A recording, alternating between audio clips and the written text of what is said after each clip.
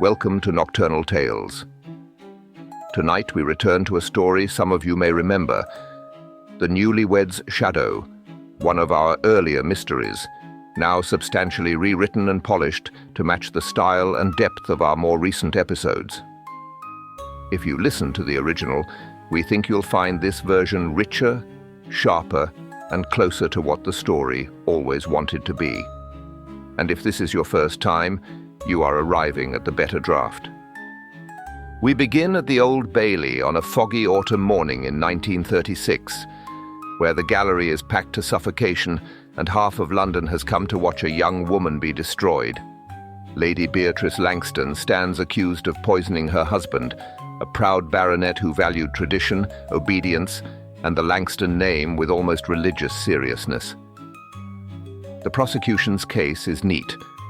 Arsenic in the body, toxicology books in the library, quarrels overheard by servants, and a widow who committed the unforgivable crime of keeping her composure. A celebrated detective sits in the gallery, immaculate and half-closed eyes, and finds the whole thing too convenient. As always, this tale is inspired by the spirit of the great Golden Age crime writers, but the plot, characters, and text you're about to hear are entirely our own creation. This episode is brought to you by the listeners who support Nocturnal Tales on Patreon and by those who help with one-off tips on Buy Me a Coffee or PayPal. If you'd like to support our work, you'll find all the links in the description. And a quick note, our ebook, Nocturnal Tales, The Collected Mysteries, Volume 2, is available now for $3.99. 8 earlier mysteries, rewritten and expanded for the page, with original Art Deco illustrations throughout. You can find it on Patreon, Gumroad, and Buy Me a Coffee. Links in the description. Now, settle in as the jury files out. The fog presses against the windows, and a small Belgian detective taps his cane once upon the floor because he objects to being told where to look, and the little house of cards the prosecution has built is altogether too symmetrical.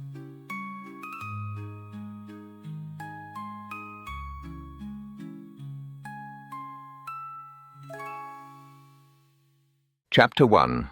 The Woman in the Dock. I have always disliked the Old Bailey. There is, to my mind, something peculiarly oppressive about that famous court. One enters it with a sense of having stepped not merely into a building, but into an institution older and sterner than oneself. The dark wood, the high windows, the solemn wigs, the rustle of papers, the low murmurs which die the moment a judge looks up. All these things combine to remind a man that justice, however necessary, is not always a gentle business. On that particular morning, in the autumn of 1936, the place seemed grimmer than usual. A yellowish fog pressed against the windows from without, blurring the city beyond and lending the courtroom an air of confinement. The lamps burned with a dull, theatrical glow. The gallery was packed to suffocation. Journalists leaned forward like vultures over their notebooks. Society ladies, veiled and gloved, whispered behind lifted hands. Men who would have crossed the street rather than be seen at a cheap melodrama had fought hard for seats at this one. For the case of Lady Beatrice Langston had captured London. She stood accused of murdering her husband. There she sat in the dock, still, pale and composed, while half the city craned its neck to decide whether it was gazing upon a tragic young widow or a cold-blooded poisoner. I studied her with a sympathy I could not entirely suppress. Lady Beatrice was not the sort of woman one expected to see in such a place.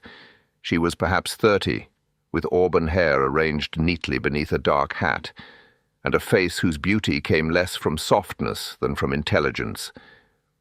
There was dignity in the set of her shoulders. Her hands were folded in her lap. If she trembled, she did not show it. Yet once, when the prosecutor turned and glanced toward her with a certain cold satisfaction, I saw something pass across her eyes. Not fear exactly. Exhaustion, perhaps. Or the knowledge that the world had already judged her. Beside me sat Hercule Poirot. He was immaculate, naturally. The courtroom, with its damp air and crowded benches, had defeated most men's collars and tempers within the hour.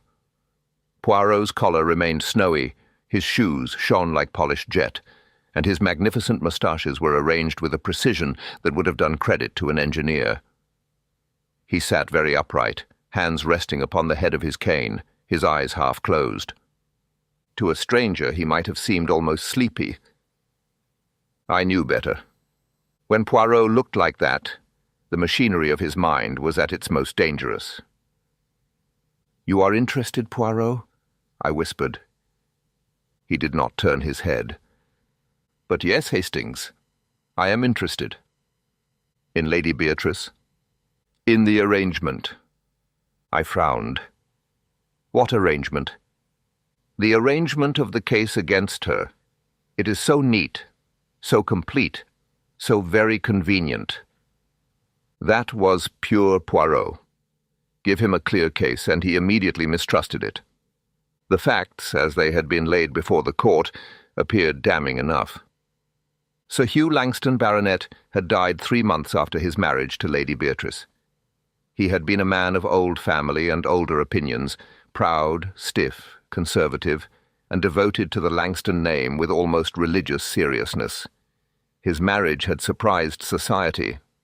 Lady Beatrice, though well-born enough, had been known for her independence, her learning, and her habit of expressing opinions which many men preferred women not to possess.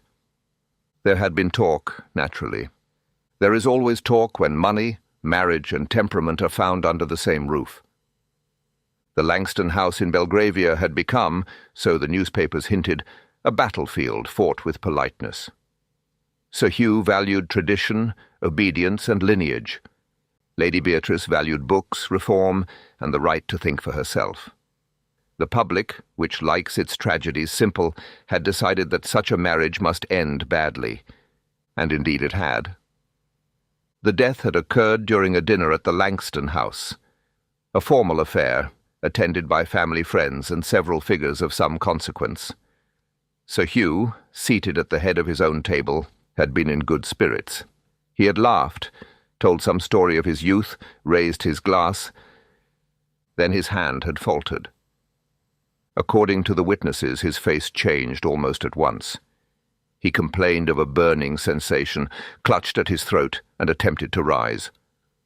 Before anyone could reach him, he collapsed beside his chair, violently ill and gasping for breath.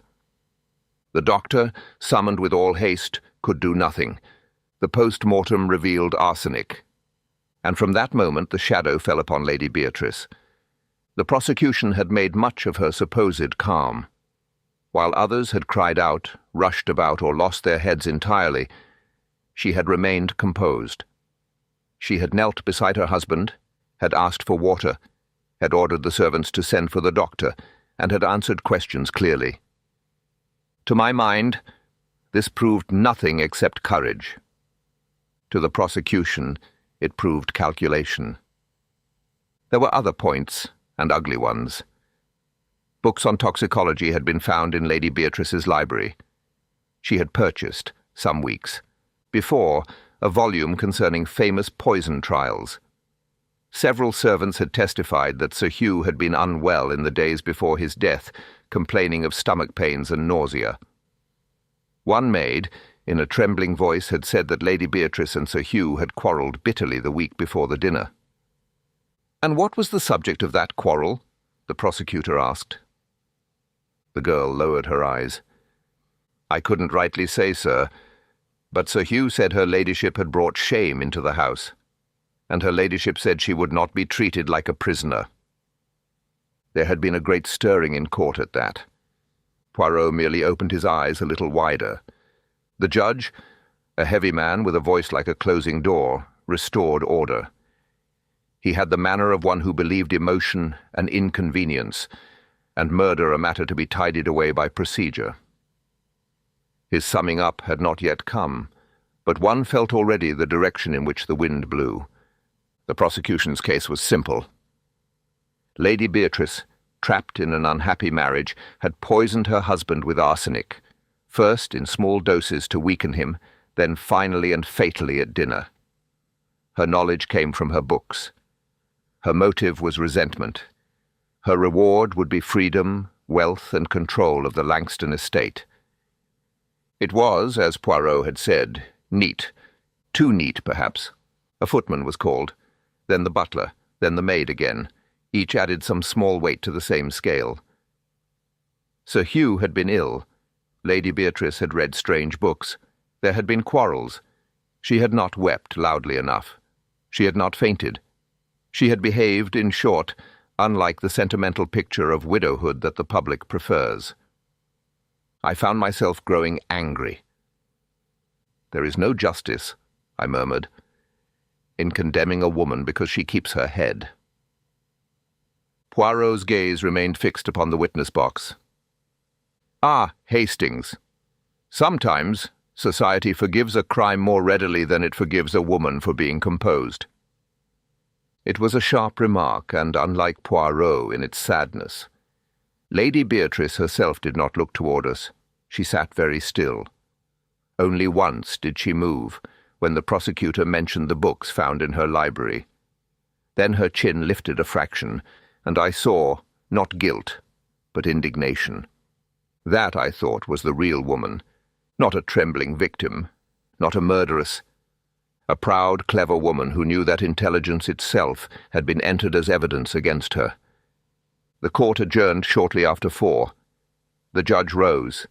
The barristers gathered their papers. The gallery burst into a low, eager murmur, like an audience released between acts. Reporters rushed out to telephone the evening papers. Society ladies delivered verdicts over their shoulders with the confidence of hanging judges. I remained seated a moment longer. Poirot had not moved. "Well," I said at last, "what do you make of it?" He rose carefully, smoothing his gloves. "I make of it, mon ami, that Lady Beatrice Langston may be guilty." I stared at him. "Poirot." He turned to me, and there was a gleam in his eye. "Or she may be innocent." That is not very helpful. No, but it is honest. What I know is this. The prosecution has built a little house of cards.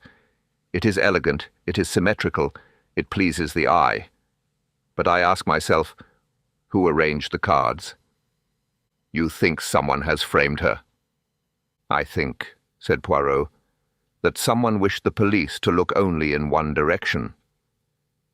We stepped out into the corridor, where the noise was worse than in court. Men in bowler hats argued in undertones.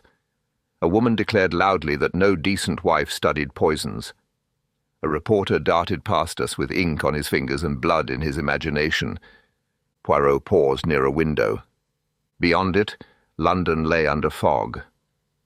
The dome of the court was half lost in the murk, and the street lamps glowed dimly below like watchful eyes. "The arsenic," he said softly. "The illness before death, the books, the unhappy marriage, the calm widow. All these things say, look at Lady Beatrice." "And you dislike being told where to look?" Poirot smiled. "My dear Hastings, I object to being pushed." He tapped his cane once upon the floor. "No, there is something here, something beneath the obvious. We shall remain. We shall listen. And if the little grey cells continue to protest, then perhaps we shall do more than listen." The doors of the courtroom closed behind us. Inside, Lady Beatrice Langston waited in the shadow of the law. Outside, London whispered her guilt. And beside me, Hercule Poirot had begun to doubt. Chapter 2. The jury cannot agree. The next day brought no clearing of the fog. It lay over London like a dirty blanket, thickening in the streets and pressing itself against the high windows of the Old Bailey, as though eager to hear the verdict. Inside the court, the atmosphere had altered. The first excitement of the trial had passed. What remained was strain. One could see it everywhere, in the tight mouths of the barristers, in the judge's heavy-lidded impatience, in the restless shifting of the public gallery. Even the journalists, those indefatigable birds of prey, seemed tired of their own anticipation. Their notebooks were open, their pencils sharpened, but their faces had the dull look of men waiting for a bell to toll. Lady Beatrice Langston sat, as she had sat before, upright, pale and silent. I confess I admired her. It is easy to praise courage when it is displayed upon a battlefield, with flags overhead and trumpets sounding. It is another thing entirely to sit motionless beneath the stare of a crowd that has come, in part, to watch one destroyed. Poirot, beside me, was unusually quiet. That is to say, he was outwardly quiet, but I could tell from the slight movement of his fingers upon his cane that his mind was alive, and moving rapidly. I had seen that look before, generally before some unfortunate person found their carefully preserved secret, placed neatly upon the table like a dissected frog. The judge completed his directions to the jury shortly before luncheon. He did not, of course, tell them to convict Lady Beatrice. Judges do not do such things. But there are ways of arranging facts so that they appear to march in one direction only. The books on poison, the quarrels, the arsenic, the widow's composure, the unhappy marriage. Each was touched upon with grave care, and each seemed to settle upon Lady Beatrice like another layer of dust. When the jury retired, the courtroom exhaled. Then it waited. An hour passed. Then 2. The luncheon interval came and went, though few seemed to have any appetite. I took some coffee with Poirot in a nearby establishment, whose principal recommendation was that it was warm. I found my thoughts returning again and again to the woman in the dock. "It looks black against her," I said. Poirot stirred his chocolate with irritating precision. "Yes." "Then you think she will be convicted?" "I think, Hastings, that 12 ordinary men are presently locked in a room with a case which has been made to look simple. But the human mind, even when ordinary, sometimes resists what is too simple." I looked at him. "You mean one of them doubts it?" "I hope so." "Hope?" I repeated. "That is not like you." Poirot raised his eyebrows. "Mon ami, I am not a machine. I too may hope when a life hangs in the balance." That silenced me for a moment. When we returned to court, the waiting had become almost unbearable. The gallery was packed again, but now the whispering had an edge to it. Rumours ran along the benches. The jury had agreed. The jury was divided. Lady Beatrice had fainted in the cells. Sir Hugh's mother had collapsed. The judge was furious.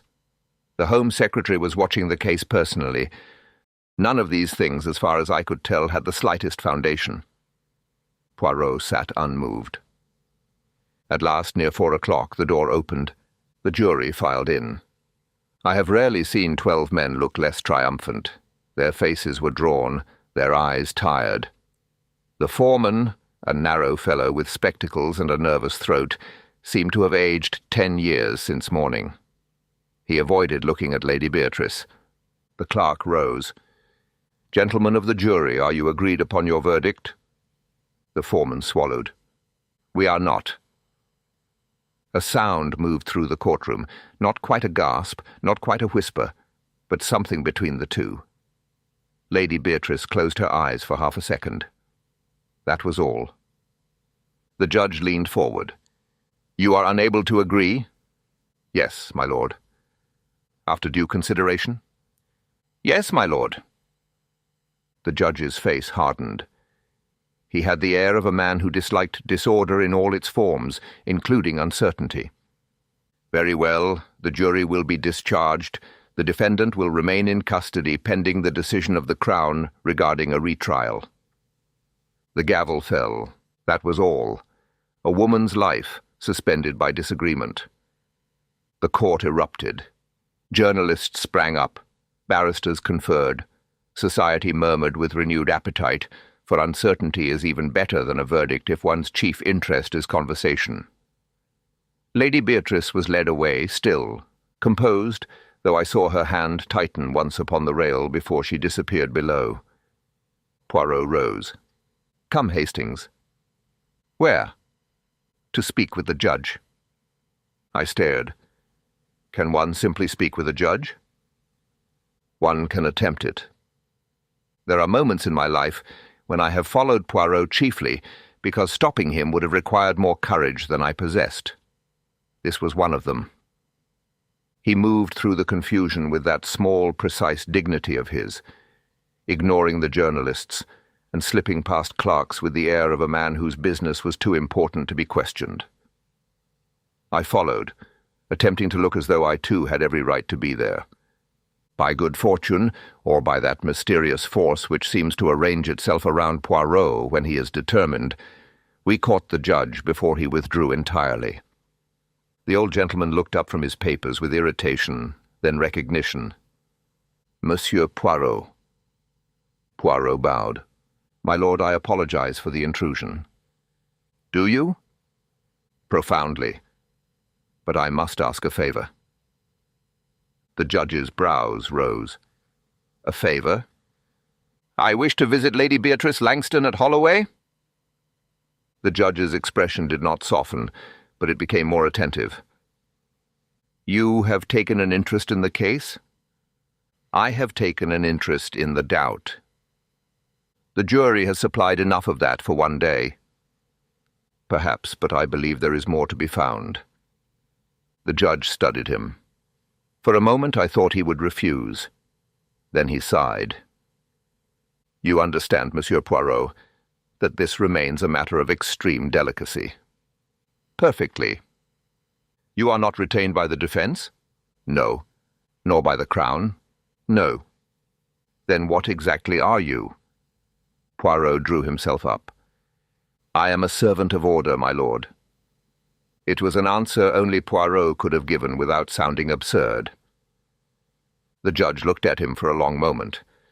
Then, to my surprise, he nodded. "I shall see that permission is arranged.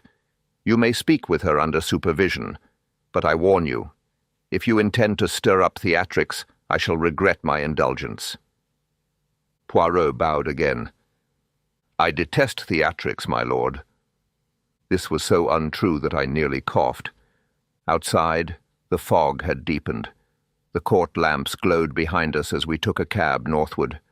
London moved past in smudged fragments, wet pavements, blurred shop fronts, the occasional looming shape of a policeman beneath a lamp. Poirot said little.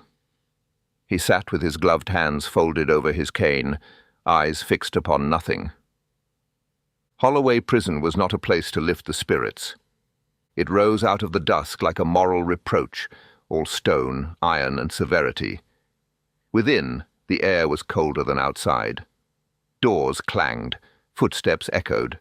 The smell was of damp wool, scrubbed floors, and institutional despair. We were shown into a small room with a table, 3 chairs, and a gas lamp that hissed faintly overhead. A wardress stood by the door. She was not unkind, but her face had been trained into neutrality. Lady Beatrice was brought in a few minutes later. Without the drama of the courtroom around her, she seemed younger, not weaker precisely, but more human. The hat was gone, and her auburn hair was pinned simply at the back of her head. There were shadows beneath her eyes. The faint red marks at her wrists made me look away. She recognized Poirot at once. "You were in court," she said. "I was, madame." "And you are?" "Hercule Poirot. This is my friend, Captain Hastings." She inclined her head to me with grave courtesy. "You are not from my solicitor." "No," said Poirot. "I am from myself." For the first time, a faint smile touched her mouth. "That may be an advantage." Poirot seated himself opposite her. "Lady Beatrice, I will not waste your strength. Did you kill your husband?" "No," she answered without hesitation. Not loudly, not dramatically. Simply. Poirot watched her. "Did you ever wish him dead?" She looked down at her hands. "I wished him different. I wished him kinder in certain things, more generous in thought, less afraid of ridicule. But dead? No. You quarrelled? Yes. Bitterly? At times. About what? Her fingers tightened. About the estate, about my friends, about books, about money for charities, about whether a wife is a companion or an ornament, about whether marriage should enlarge a life or close it like a locked door. There was no self-pity in her voice. That somehow made it more affecting. And yet, Poirot said, you remained. I had made a vow. I was struck by that. It seemed an old-fashioned answer from a woman accused of being dangerously modern. Poirot, I think, noted the same thing. Tell me of Sir Hugh's illness before the fatal dinner.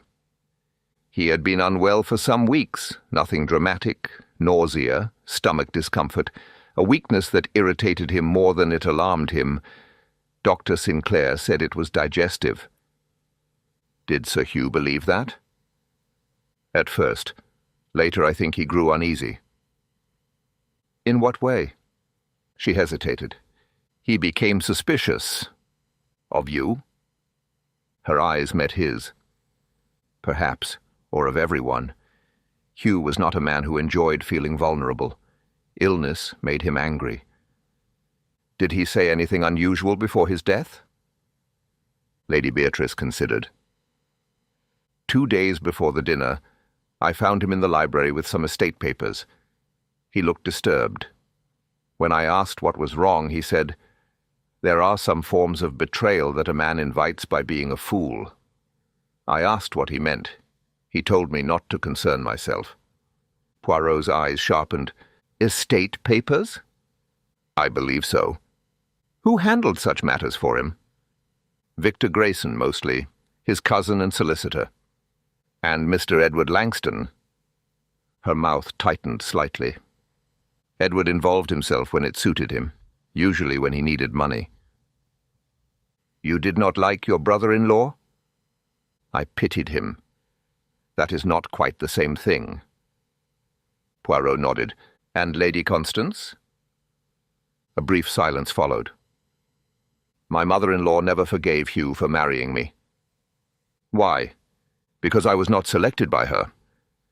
There was a dry edge to the reply that I could not help admiring. She believed I weakened the family, that I filled Hugh's head with unsuitable ideas. The truth is, Hugh's head was never easily filled by anyone but himself. And Miss Amelia Thornton? At this name, Lady Beatrice's expression changed. Some of the hardness left it. Amelia is my oldest friend. She was present at the dinner? Yes. Was she fond of Sir Hugh? Lady Beatrice looked at him steadily. Many people were fond of Hugh when he chose to be charming. That is not an answer, madame. No. She looked away. Yes. I think Amelia admired him. Loved him? Her face tightened, but not with anger. Perhaps. She never said so. And you? I pretended not to see. There was something rather noble in the admission. Poirot leaned back. Now we come to the books. Lady Beatrice's eyes flashed. Ah, my criminal library. You admit you owned books on poison. I owned books on famous trials. Poison cases are part of legal and social history. I also own books on witchcraft, political revolutions, and Roman emperors. I had not intended to practice any of them. I nearly smiled. Poirot did smile. Very good, madame. The prosecution made it sound as though knowledge itself were a loaded pistol. Often, to the ignorant, it is. She looked at him then with real interest. You do not think me guilty? I have not said that. No. But you do not look at me as the others do. Poirot's voice softened. I look for what is there, not for what is convenient. For a moment the composure left her face. She lowered her eyes, and when she spoke again, Her voice was quieter. "I did not kill him, Monsieur Poirot. Hugh and I were unhappy, yes, but unhappiness is not murder. If every difficult marriage ended in arsenic, London would be empty." I thought it a remarkable sentence under the circumstances. Poirot rose. "One more question. On the night of the dinner, did anything at the table strike you as unusual? A dish, a glass, a servant's movement, a pause?" She closed her eyes, forcing herself back into that dreadful evening. The soup was served, then fish, then the entree. Hugh drank very little wine at first. Later he took port. He laughed at something Edward said. Lady Constance watched me across the table. Amelia seemed nervous. Mr. Grayson left his place once to speak to the butler near the sideboard. Poirot became very still. Why? I don't know. It was only a moment. And Sir Hugh? He was alive then, but already unwell? She opened her eyes. He looked flushed. I thought he had drunk too much, though he had not. Then a little later he put his hand to his throat. After that... She stopped. The wardress glanced at the clock. Poirot bowed. "Thank you, Lady Beatrice. You have been of great assistance. Will you help me?" There was no plea in the words, and that made them strike harder. Poirot looked at her gravely. "I will help the truth. At present, madame, I believe the truth may help you." It was not comfort exactly, but in that place it was enough. As we left Holloway, the fog had turned colder. I drew my coat about me and glanced back at the prison walls. "Well, Poirot?" He walked a few steps before answering. "She did not tell us everything." I felt a sharp disappointment. "Then you suspect her?" "No. I suspect that she is proud. Pride conceals many things. Pain, knowledge, even fear. But guilt? Not always." "You believe her innocent?"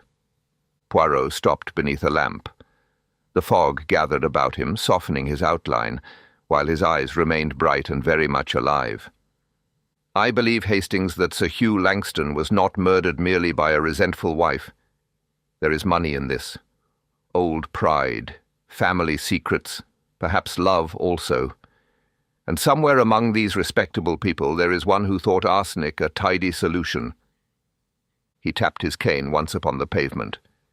"Tomorrow we go to Belgravia." "The Langston house?"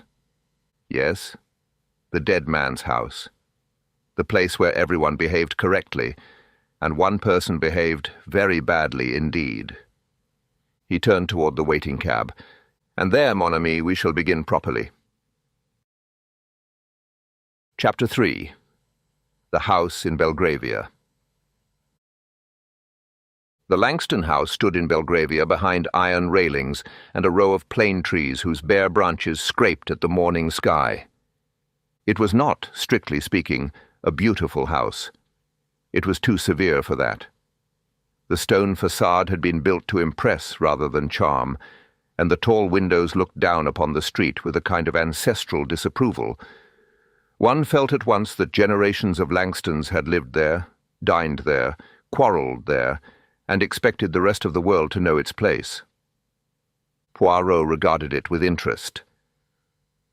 "Voilà," he said, "a house that believes in itself." "A rather expensive belief," I remarked. He smiled. "And therefore one men will kill to preserve."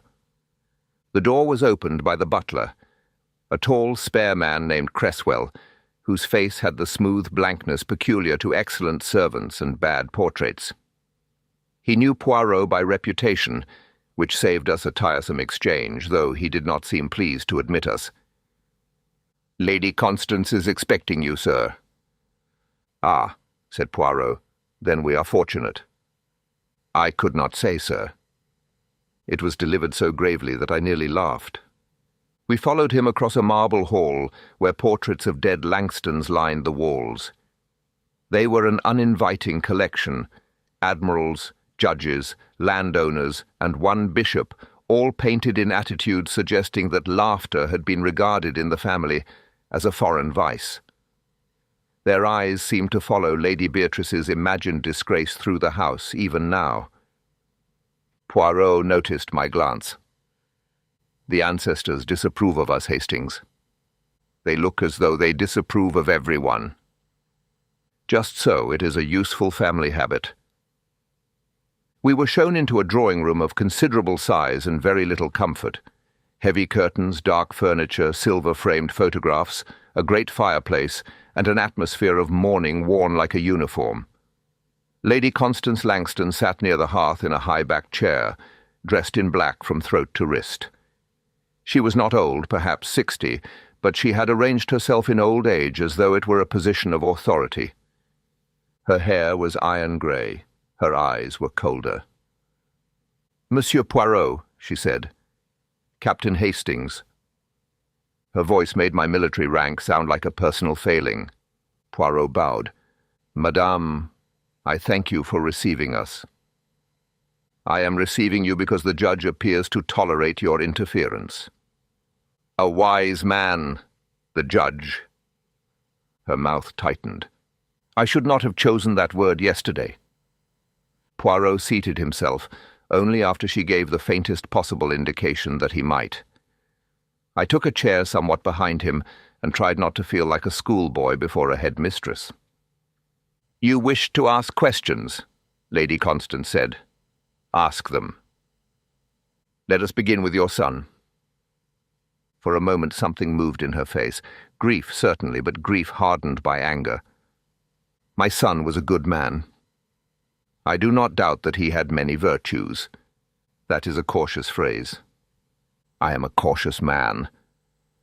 She looked at him sharply. Hugh was raised to understand duty.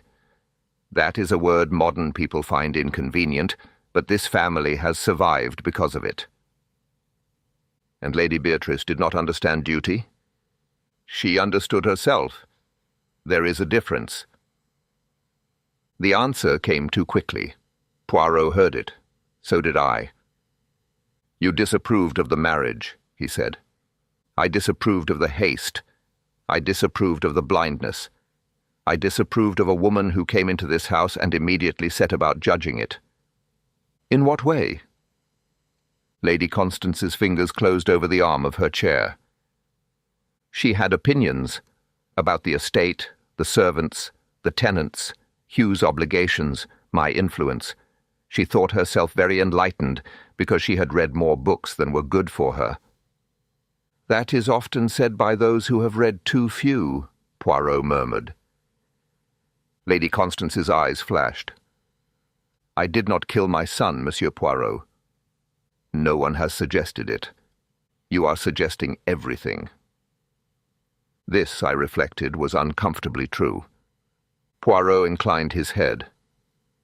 "Tell me of the dinner." "There is little to tell. It was a family dinner with a few guests. Hugh was in better spirits than he had been for some time. Then he became ill."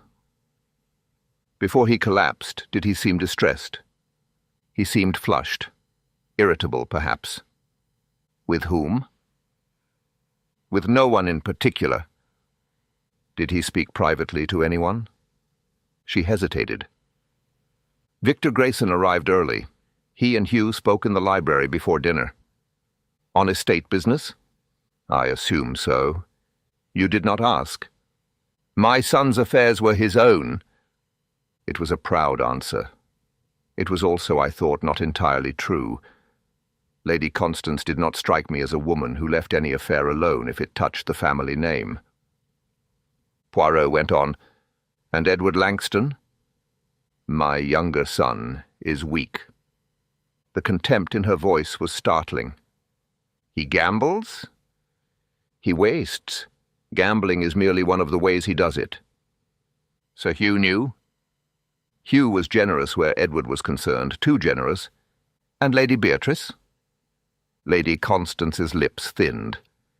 "She made excuses for Edward. She had a sentimental weakness for failures." I saw Poirot's eyes flicker. "Did she? That is interesting." I fail to see why. No doubt. Continue, madam. At dinner, where were you seated? At Hugh's right. And Lady Beatrice? At his left, as hostess. Mr. Grayson? Further down the table beside Miss Thornton. Edward? Opposite him. Dr. Sinclair? Near me? Poirot nodded slowly, arranging them in his mind. And, during the meal, did anyone leave the table? The servants moved in and out naturally.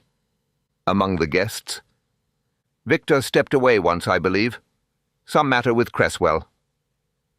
You remember that? I remember most things. Her tone suggested that this was a virtue and in others a threat. Why did he speak to the butler? I have no idea. Ask Cresswell. I shall. And Sir Hugh? Did he eat and drink as usual? Lady Constance's face altered. No. The word was quiet. Poirot leaned forward. How, no? He had little appetite. He concealed it, but I saw. A mother sees such things. There, at last, was grief unarmoured. He had been unwell? Yes. For how long? Several weeks. He dismissed it as indigestion. Did you believe that? I believed Dr. Sinclair. There was the faintest emphasis upon the name. Poirot caught it. You did not like Dr. Sinclair? I thought him competent. That also is a cautious phrase. Lady Constance looked away toward the fire. Hugh trusted him. And you did not? I trust very few people, Monsieur Poirot. It has proved a sensible policy. We left her soon afterward, though not before Poirot thanked her with such exquisite courtesy that I believe she disliked him more than ever. In the hall, Cresswell stood waiting. Poirot turned to him. Cresswell, we should like to see the dining room. The butler's face did not change. Very good, sir. He led us through double doors into a long room panelled in dark oak. It was a magnificent chamber and a gloomy one. A long polished table dominated the room. Above it hung a chandelier whose crystals had been dimmed. Whether by dust or morning I could not say. Silver stood upon the sideboard. Heavy portraits watched from the walls. I noticed that Cresswell moved ahead of us as we entered, placing himself between Poirot and the table with the instinct of a man guarding something precious. His hand brushed the polished surface once, briefly, as though reassuring himself that it remained undisturbed. Here Sir Hugh Langston had died. One felt it immediately. Not in any supernatural sense, I hasten to add, but because a room where violent death has occurred retains for a time a kind of attention. The chairs seemed too still, the table too polished, the silence too complete. Poirot moved at once to the head of the table. Sir Hugh sat here. Yes, sir, said Cresswell, and Lady Beatrice to his left, Lady Constance to his right. That is correct, sir. Describe the service. Cresswell's nostrils widened slightly, as though the question offended his professional pride.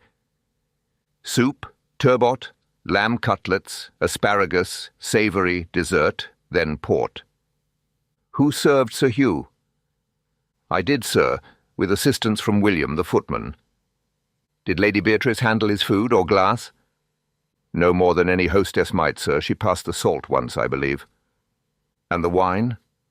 I poured it. Always. Cresswell paused. The port was placed before Sir Hugh after the meal, sir. He poured for himself. Poirot's hand hovered above the table. From a decanter? Yes, sir. Where was it kept? On the sideboard until required. Who might have approached it? Any of the servants, sir. Any guest, had they chosen to rise, though such a thing would have been noticed. Poirot looked toward the sideboard. Mr. Grayson rose during dinner. He did, sir. To speak to you? Yes, sir. Why? The butler's face grew stiller. He asked whether a note had arrived for Sir Hugh. A note? Yes, sir. Had one? No, sir. Was Sir Hugh expecting one? I do not know, sir. Did you tell Sir Hugh of Mr. Grayson's question? No, sir. The matter seemed unimportant. Poirot's eyes rested on him. And now? Cresswell's composure endured, but one could see he did not like the question. Now, sir, I could not say. Poirot dismissed him with a nod and began his examination of the room. It was a painstaking business. He inspected the decanters, the sideboard, the carpet near Sir Hugh's chair, the underside of the table, the hinges of a serving hatch, and even the pattern of scratches upon the floorboards. I followed with what assistance I could offer, which mostly consisted of not stepping where he had told me not to step. At last he stopped beside Sir Hugh's place and bent close to the carved leg of the table. Ah! It was a small sound, but I knew it. What have you found? Possibly nothing. That usually means something. He gave me a reproachful look. Hastings, you become cynical. Only from experience. He ran one finger along the carving. The table was old, heavily ornamented, with leaves and vines worked into the wood. To my eye it was merely elaborate. To Poirot's, every curve apparently mattered. Here, he said, do you see? I bent down. No. Precisely. That is helpful. He took a small lens from his pocket and examined the wood again. There is a line, almost invisible, not a crack, a join. A drawer? Perhaps.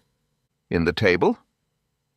Many old houses possess old conveniences, mon ami. Hiding places for letters, jewels, political papers, gaming debts, and sometimes less innocent things. He pressed gently, first one part of the carving, then another. Nothing happened. Locked, I asked, or opened by a method we do not yet know. He rose, his expression thoughtful. You think the poison was hidden there? I think this table has kept secrets before. Whether it kept this one we shall see. Before I could reply, the door opened, and a man entered with a brandy glass in his hand, though it was not yet noon. Edward Langston was younger than his dead brother, and less substantial in every sense. He had charm, certainly, an easy smile, dark, untidy hair, and a careless elegance that women, I imagined, might forgive too often. But beneath it there was strain. The eyes were tired, the mouth weak. He looked like a man who had spent many years stepping around consequences and had at last found them blocking the doorway. Monsieur Poirot, he said, Mother said you were poking about. Your mother is precise. Edward laughed. She is terrifying. That is the word you want. I choose my own words, monsieur. So I've heard. He dropped into a chair without invitation. Ask what you like. Everyone else has. Poirot regarded him mildly. You loved your brother? The question struck harder than Edward expected. His smile faltered.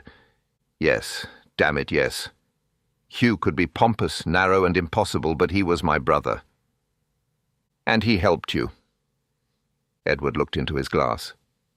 When he could. When you had debts? When I had difficulties. Gambling difficulties? Among others. Poirot said nothing. Edward's face flushed. Oh, very well. Yes, I gambled. I borrowed. I made a fool of myself in several clubs where I can no longer show my face. Is that what you want? I want the truth. Then have it. I owed money. Hugh knew. He raged, lectured, paid, forgave, and raged again. That was our usual arrangement. Did Lady Beatrice know? She guessed. She was kind about it. And Mr. Grayson. Edward's hand tightened on the glass. Victor handled some of the settlements. Some. Most. Did he ever encourage your borrowing? Edward looked up sharply. "What do you mean?" "I ask questions. You answer them." For a moment Edward seemed about to protest. Then he shrugged, but the gesture was uneasy. Victor was practical. He knew men have debts. He helped smooth things over. "With Sir Hugh's money?" Edward's face changed. "I never stole from Hugh." Poirot watched him. "No." Edward stood abruptly. "I borrowed against expectations." "Without permission?" The silence was enough. Poirot's voice remained gentle. "Your brother discovered this?" "Yes." "When?" "Perhaps a month before he died." "And what did he do?" Edward swallowed. He said he would settle the immediate matter, but that it was the last time. He said he intended to review the entire estate accounts. Poirot's eyes sharpened. "With Mr. Grayson?" "With Victor, yes." "And did Mr. Grayson know this?" "Of course. Hugh told him everything." The room seemed suddenly colder. Edward noticed it too. "What is it?" Poirot smiled faintly. "Only that your brother, shortly before his death, intended to examine the accounts. And the accounts, it appears, had reason to fear him." Edward stared. "You think this is about money?" "My dear monsieur, murder is often about money. Love receives more poems, but money pays for more poison." Edward sat down again heavily. "I didn't kill him." "No." The word came so quickly that Edward blinked. "You believe me?" "I believe you are frightened, ashamed, and weak. These are not admirable qualities, but they are not the same as murder." Edward gave a short, humorless laugh. "Damned with mercy." Poirot bowed slightly. "One must use the materials available." We left him in the dining room with his brandy untouched. As we crossed the hall, Poirot asked Cresswell for permission to inspect the library. The butler informed us that in Sir Hugh's lifetime no one entered the library without his permission. Poirot observed that Sir Hugh was no longer in a position to object. Cresswell accepted this with the faint, suffering air of a man obliged to endure democracy. The library was the finest room in the house. Tall shelves rose to the ceiling. A fire had been laid, but not lit. Papers had been stacked upon the large desk with too much care, as though someone had recently attempted to make disorder look respectable. Poirot went to them immediately. "Estate accounts," he murmured. "Correspondence, tenancy matters, investments." I joined him. "Anything useful?" "All papers are useful, Hastings. Some by what they say, others by what has been removed." He indicated a gap in one bundle. "Something is missing?" "Yes. Or has been rearranged by someone who does not understand order." This, from Poirot, was practically a hanging offence. On the blotter lay faint impressions where a letter had been written. Poirot bent over it, then asked for a mirror. Cresswell, looking pained but obedient, supplied one. After some delicate angling, Poirot made out a few words. "Before the dinner, must speak, cannot ignore, V.G." "Victor Grayson," I said. "Perhaps. Sir Hugh wrote to him? Or intended to, about the accounts?" Poirot straightened. "That, mon ami, is precisely what someone may have wished to prevent us discovering." He stood very still, eyes narrowed. I knew better than to interrupt. At last he said, "We have now 3 matters of interest. Sir Hugh was being poisoned slowly. Sir Hugh intended to review the accounts. Sir Hugh may have written, or begun to write, to Victor Grayson before the fatal dinner." "And the hidden compartment?" 4 matters, then. You improve, Hastings. I do my best. Do not overdo it. I should hate to be unnecessary." It was the sort of remark by which Poirot disguised approval. We emerged from the Langston house as the afternoon began to fade. The fog had thinned, but not vanished. It hung in the square in pale strips, softening the railings and muffling the sound of hooves upon the street. I looked back at the house. So Lady Constance hated Beatrice. Edward was stealing, Grayson handled the money, the doctor missed the poisoning, and someone may have used an old family hiding place at the dinner table. An admirable summary. But not enough? Not yet. Poirot's face was grave. The case against Lady Beatrice rests upon emotion, an unhappy marriage, a clever wife, books on poison, calm behavior. These things persuade the public, but they do not satisfy Poirot. And what does?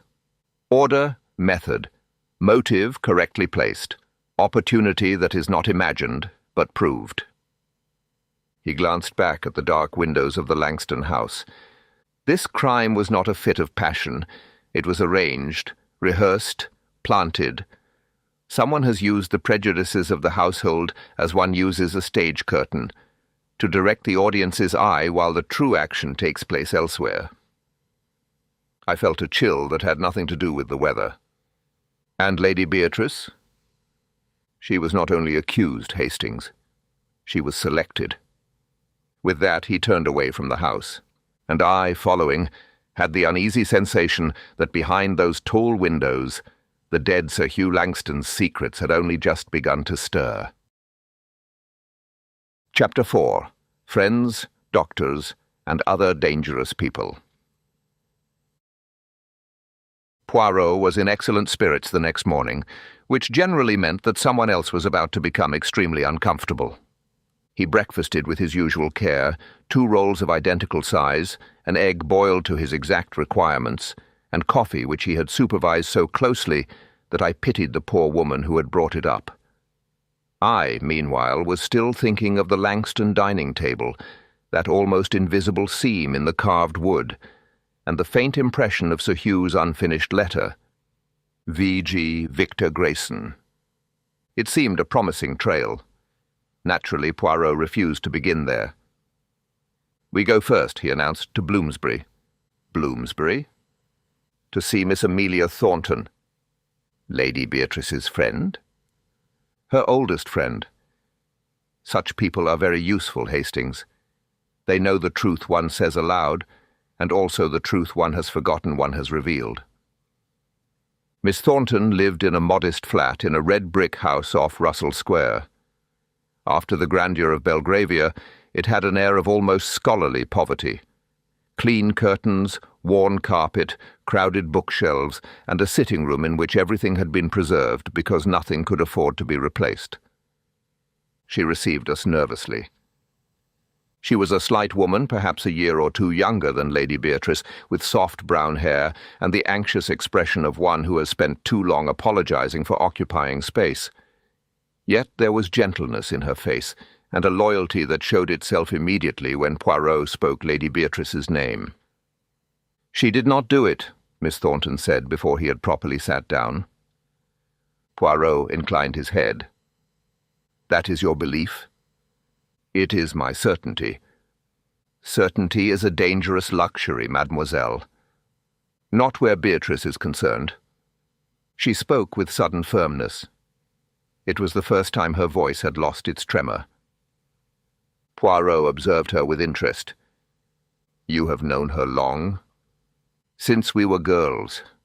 My father was a clergyman near her uncle's estate. Beatrice spent summers there. She was clever even then. Too clever for people who preferred girls to be decorative." "And Sir Hugh?" A flush rose in her cheeks. "I met him through Beatrice." "You liked him?" "He could be charming." "That is not the same thing." "No." Her hands tightened in her lap. "But yes, I liked him." Poirot waited. "I have seen him employ silence as another man employs a pistol. Miss Thornton bore it poorly." "At times," she said at last. "I thought him very kind." "At times. He was not always kind to Beatrice." There it was, the old loyalty returning, almost with relief. How was he unkind? Not cruelly, not in any vulgar way. But he diminished her. He smiled when she spoke seriously. He corrected her in front of people. He treated her opinions like clever parlour tricks. I think he loved her beauty and resented her mind. I thought that sharply put. Poirot nodded. And yet, you admired him. She looked away. One may see faults and still be foolish. Ah, said Poirot softly. Then you were foolish. Her eyes filled, though no tears fell.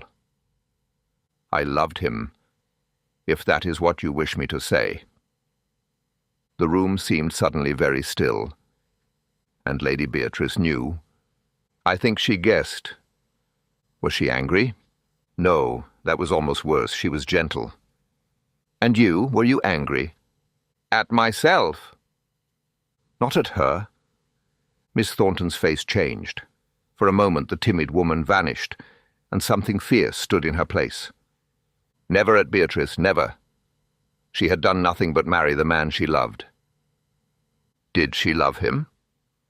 The question struck home. Miss Thornton hesitated.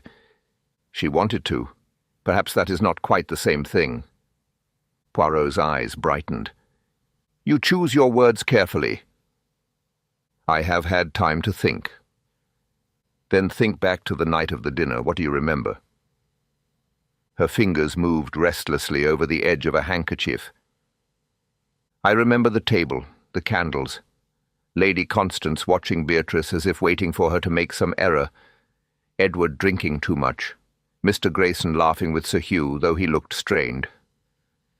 Dr. Sinclair asking whether Sir Hugh's stomach was improved. Before the meal? Yes, in the drawing-room. What did Sir Hugh reply?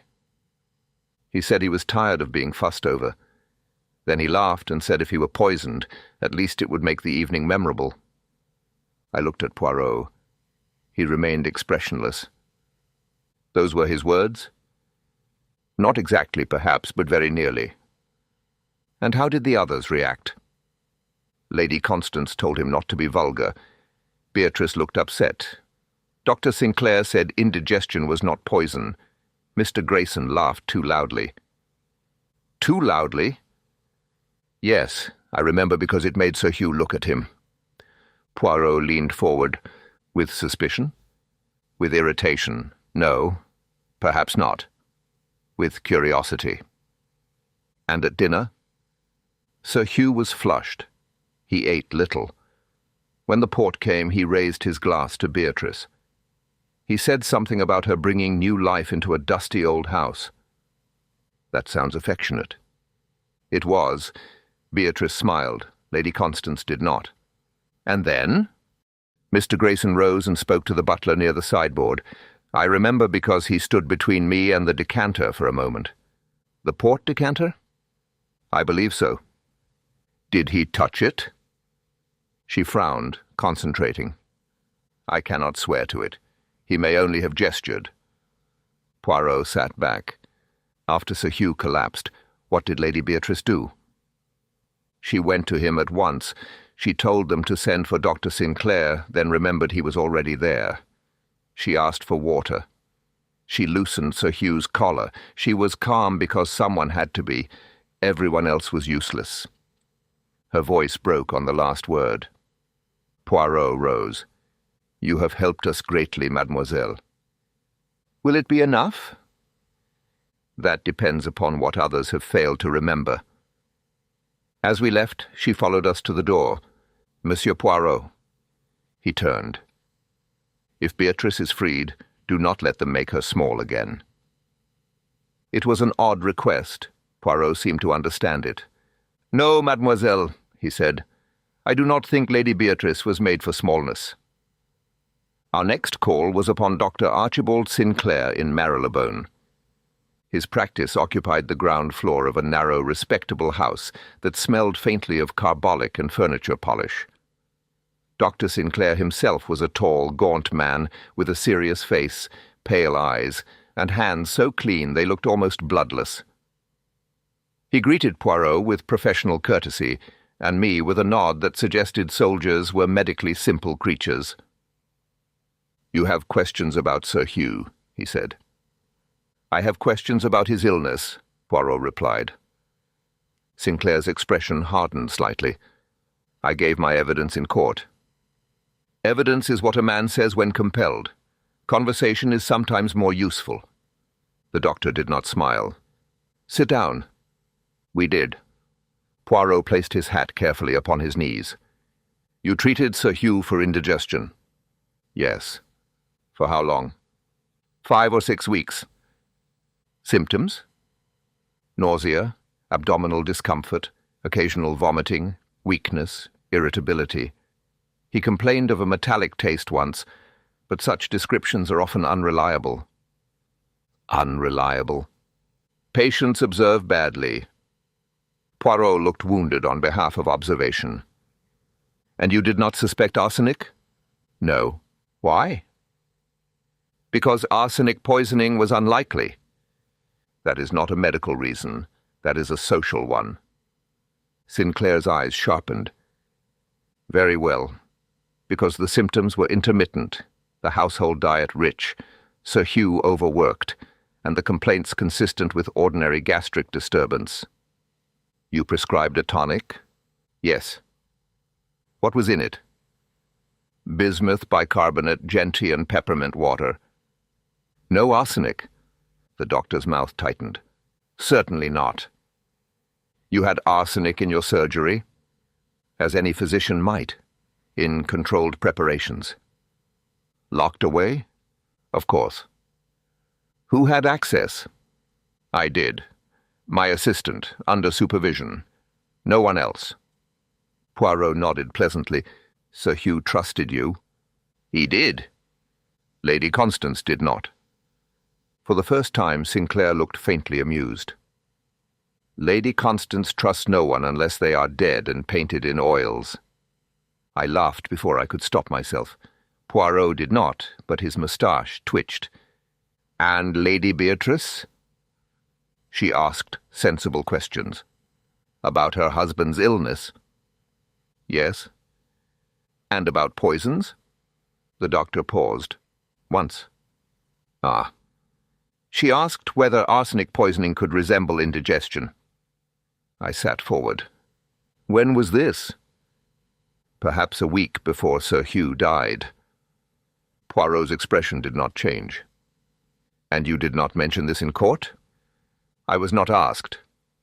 Doctor. Sinclair's face remained cool, but there was discomfort now. I knew how it would sound. I believed her innocent of any malicious intention. She had read some article or book, I think. She was worried. Worried about Sir Hugh? Yes. Did she say why? She said he was growing weaker and that no one took it seriously.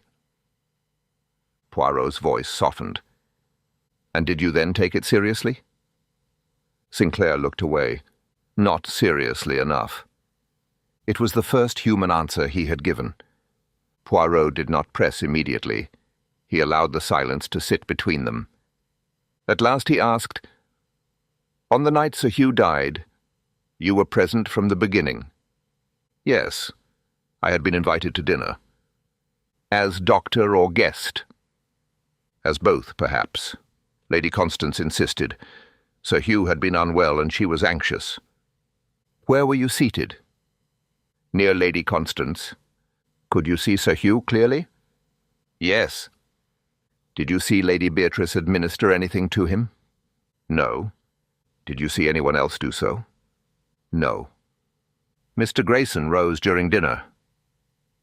Yes, to speak to the butler. So I understood. Did you see him touch the port decanter? Sinclair frowned. I saw him near it. I cannot say he touched it. Could he have done so? Yes. Could anyone else? Yes, though less naturally. Poirot's eyes narrowed. Less naturally. Explain. Grayson moved about the house as though he belonged there. He was family and solicitor both. Servants did not question him. If Edward had meddled with the decanter, people would have noticed. If Lady Beatrice had done so, Lady Constance would have seen it and remembered it until Judgment Day. An excellent observation, Doctor. Sinclair gave a dry smile. I thought patients observed badly. So they do. Doctors on occasion do better. Poirot rose, but before leaving he turned at the door. One last question. Did Sir Hugh fear he was being poisoned? Sinclair was silent for a moment. Not openly. But 2 days before the dinner, he asked me whether arsenic had a taste. And what did you say? That in small quantities it might not be detected. Did he say why he asked? No, he laughed it off. Men laugh off the things that frighten them, Poirot said. Sinclair's face was grave. Yes, they do. Outside I could contain myself no longer. Good Lord, Poirot, Lady Beatrice suspected poison before he died. Yes, but that makes her look worse. To fools, perhaps. Poirot. My dear Hastings, consider. If she intended to poison him, would she ask the doctor whether arsenic resembled indigestion? She might, to prepare an appearance of concern. Poirot gave me a look of approval so faint it was nearly insulting. Not bad. But it is over-elaborate. More importantly, the doctor concealed it because he believed in her anxiety. He is a reserved man, but not a stupid one. And Sir Hugh himself asked about arsenic? Yes, that is far more interesting. We returned to Belgravia in the late afternoon. Poirot had become preoccupied again with the dining table, and nothing would do but that we examine it more thoroughly. Cresswell admitted us with a resignation bordering upon martyrdom and led us once more into the dining room. The room was colder than before. Rain had begun to tick against the windows, and the chandelier above the long table gave a dim yellow light. The place seemed to me less like a dining room than a stage after the actors have departed. Poirot went directly to the carved table leg. This time he carried a small metal probe, which he inserted delicately into the line he had discovered. For several minutes nothing happened. Then there was a soft click. A narrow panel sprang open. I confess I started. Inside the table leg was a small compartment, scarcely larger than a cigar case. It was beautifully made, old, and almost impossible to detect unless one knew where to look. Poirot bent close and examined the interior with his lens. "Empty," I said. "No." He took out a folded paper and touched it gently to one corner of the compartment. A faint dust clung to it. Powder. Traces only. Arsenic? We shall have it tested. But I think yes. I looked at the head of the table, then at the hidden compartment. But how could it be used? Surely Sir Hugh would see someone opening it. Not if the person stood beside him under a natural pretext. The butler, perhaps? Or someone speaking to the butler? Poirot's eyes met mine. Precisely. I felt a distinct thrill. Grayson. Do not gallop, Hastings. It is bad for the intellect. But he stood near the sideboard and decanter. Miss Thornton remembers it. Cresswell confirms it. Dr. Sinclair says he could move without suspicion. Yes, therefore we must be very careful. That sounds backwards. No. When a clue points so politely at a man, we must ask whether it bows of its own accord or has been pushed from behind. He closed the panel. How old is this table? He asked Cresswell, who had been standing near the door with the air of a man watching burglars handle holy relics.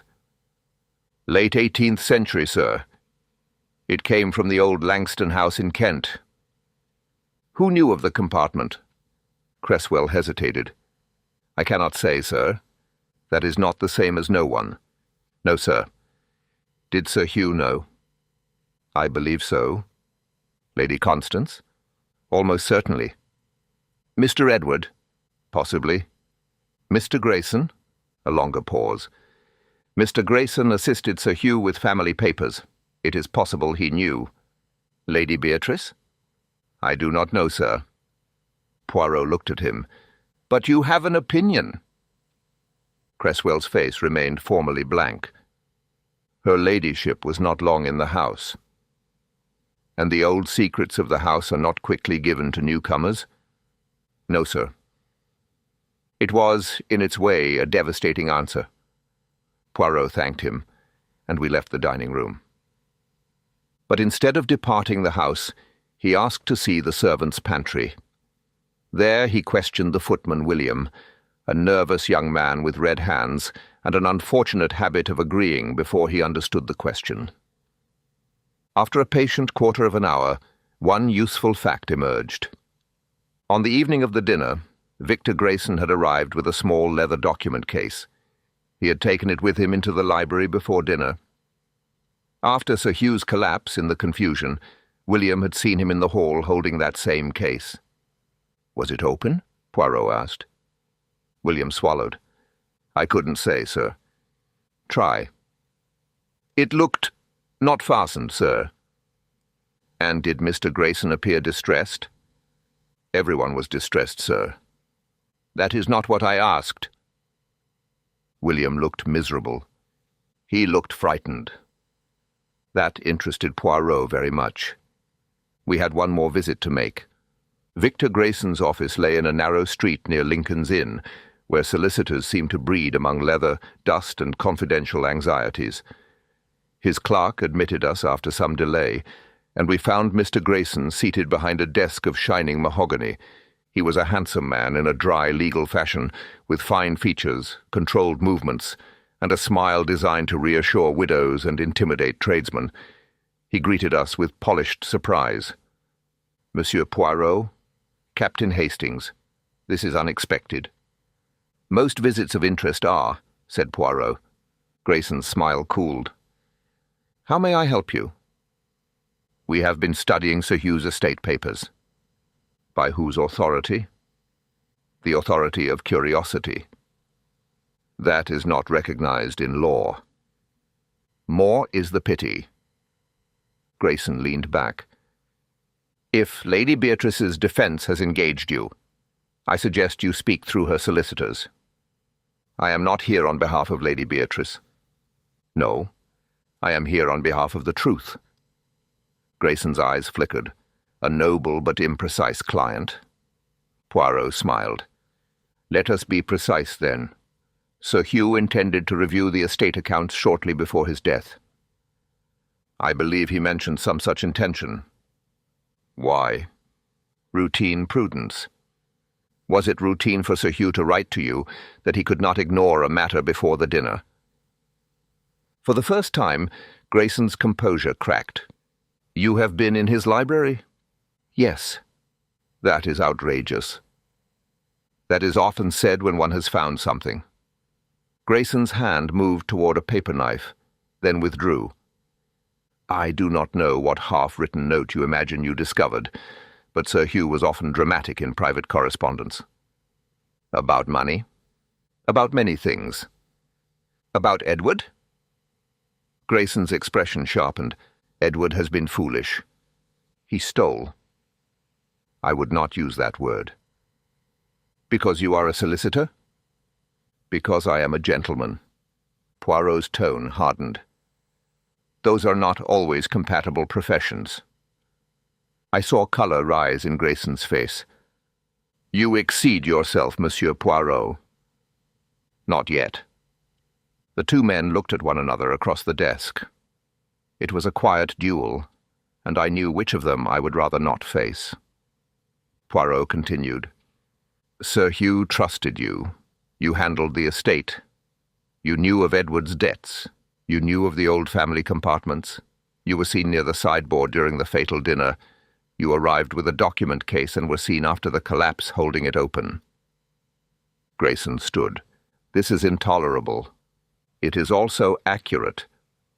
"You imply—" "I imply nothing. I collect. It is a habit of mine." "Then collect this. I did not murder Sir Hugh. I served him loyally.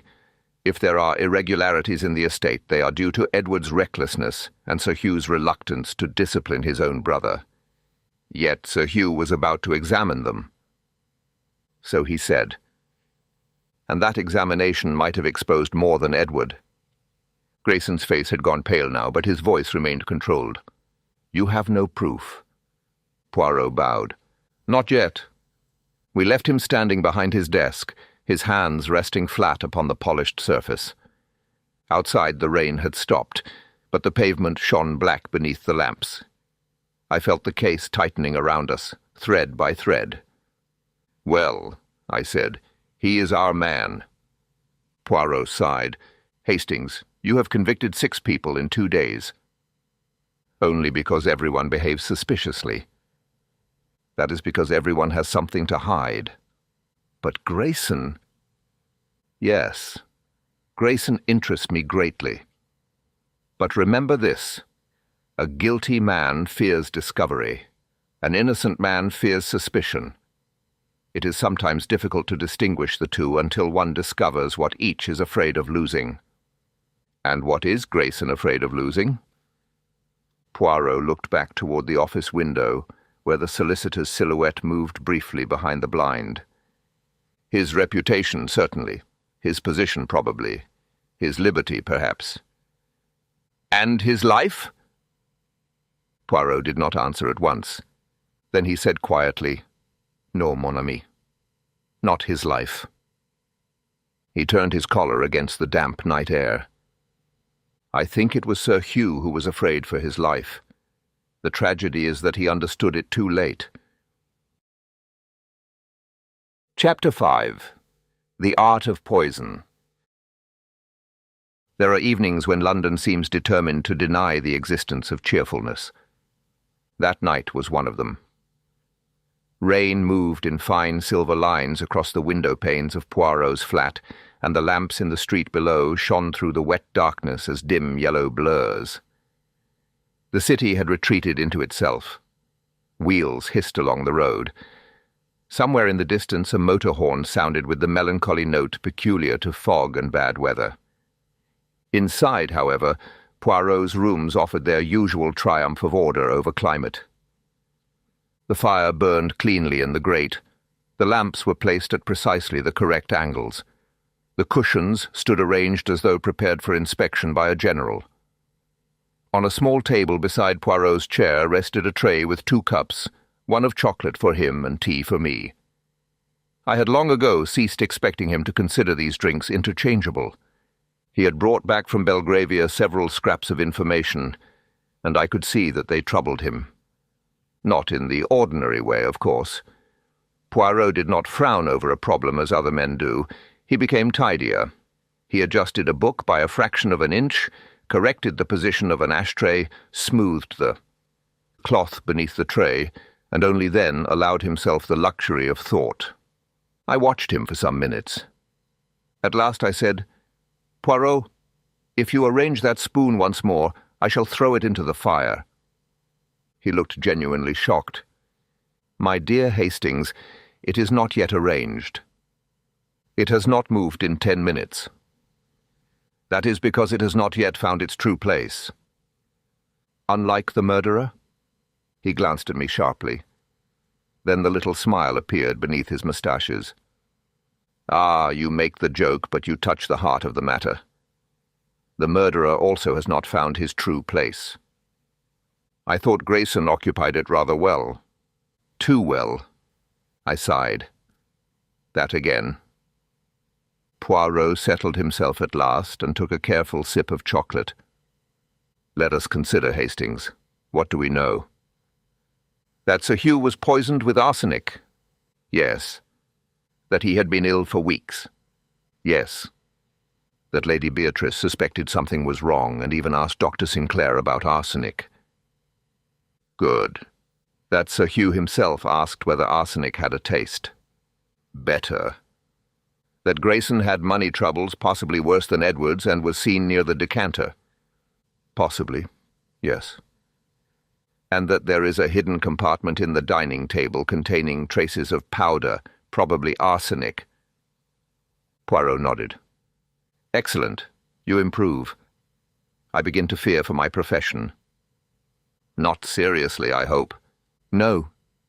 He said it far too quickly. I leaned back. But surely the pattern is clear. Grayson was stealing. Sir Hugh was about to examine the accounts. Grayson poisoned him, then arranged suspicion to fall on Lady Beatrice. A pattern may be clear, mon ami, and still be false. A painted window may look like a view.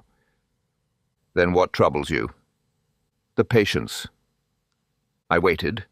Poirot rose and went to the mantelpiece, where he stood with his back to the fire, a small, neat figure made almost grand by the intensity of his thought.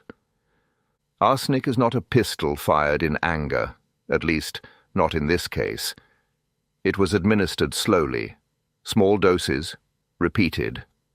Enough to produce illness, not enough to kill at once. That requires opportunity not once, but many times.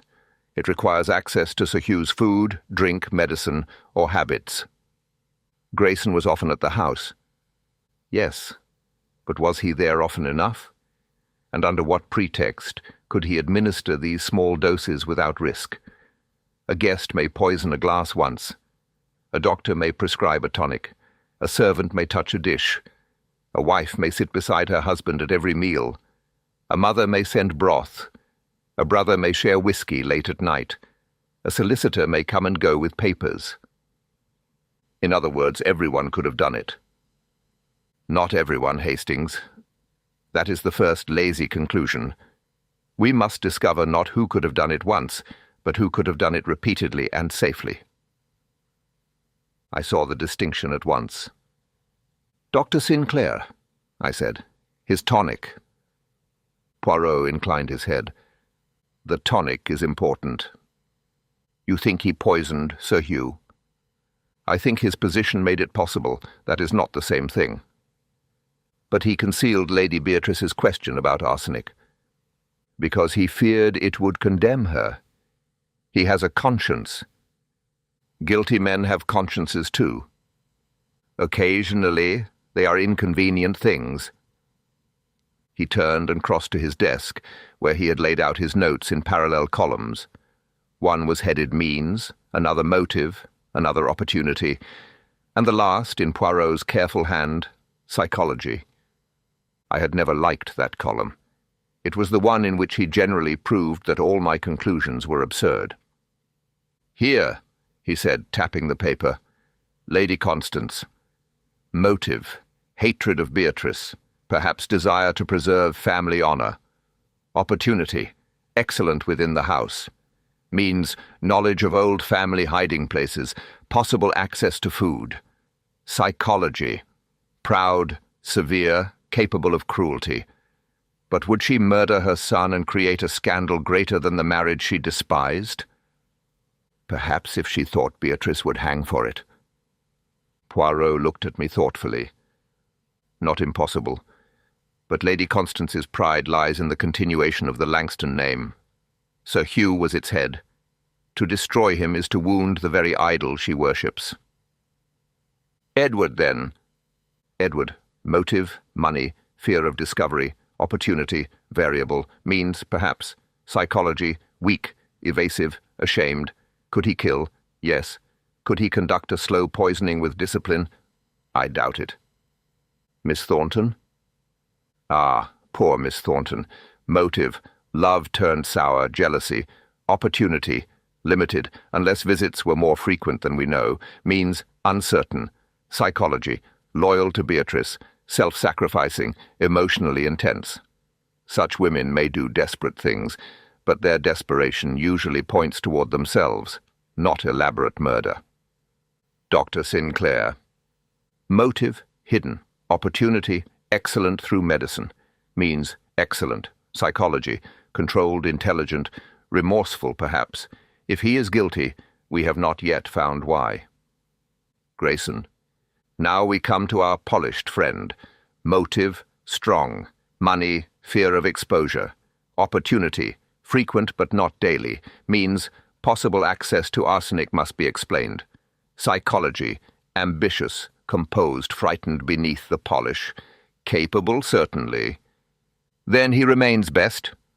Best is not enough. Poirot returned to his chair and closed his eyes. The crime has two parts, Hastings. Remember that. The killing of Sir Hugh and the framing of Lady Beatrice. They may have been done by the same person, or one may have grown naturally from the other. I frowned. You mean the murderer poisoned Sir Hugh for one reason, and only later realized Lady Beatrice could be blamed? Perhaps.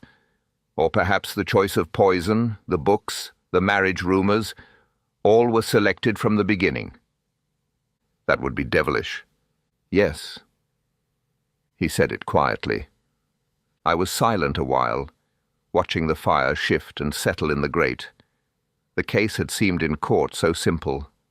Lady Beatrice had stood in the dock beneath the weight of a dozen facts, all pointing at her. Now each fact seemed to have split open, revealing other facts inside. Poirot took from his pocket the folded paper upon which he had collected the trace powder from the dining table compartment. I sent a sample to be examined, he said. And? The first result is as expected. Arsenic. I sat up. Then the compartment was used. Let us say it contained arsenic. Whether it was used as the fatal instrument remains to be proven.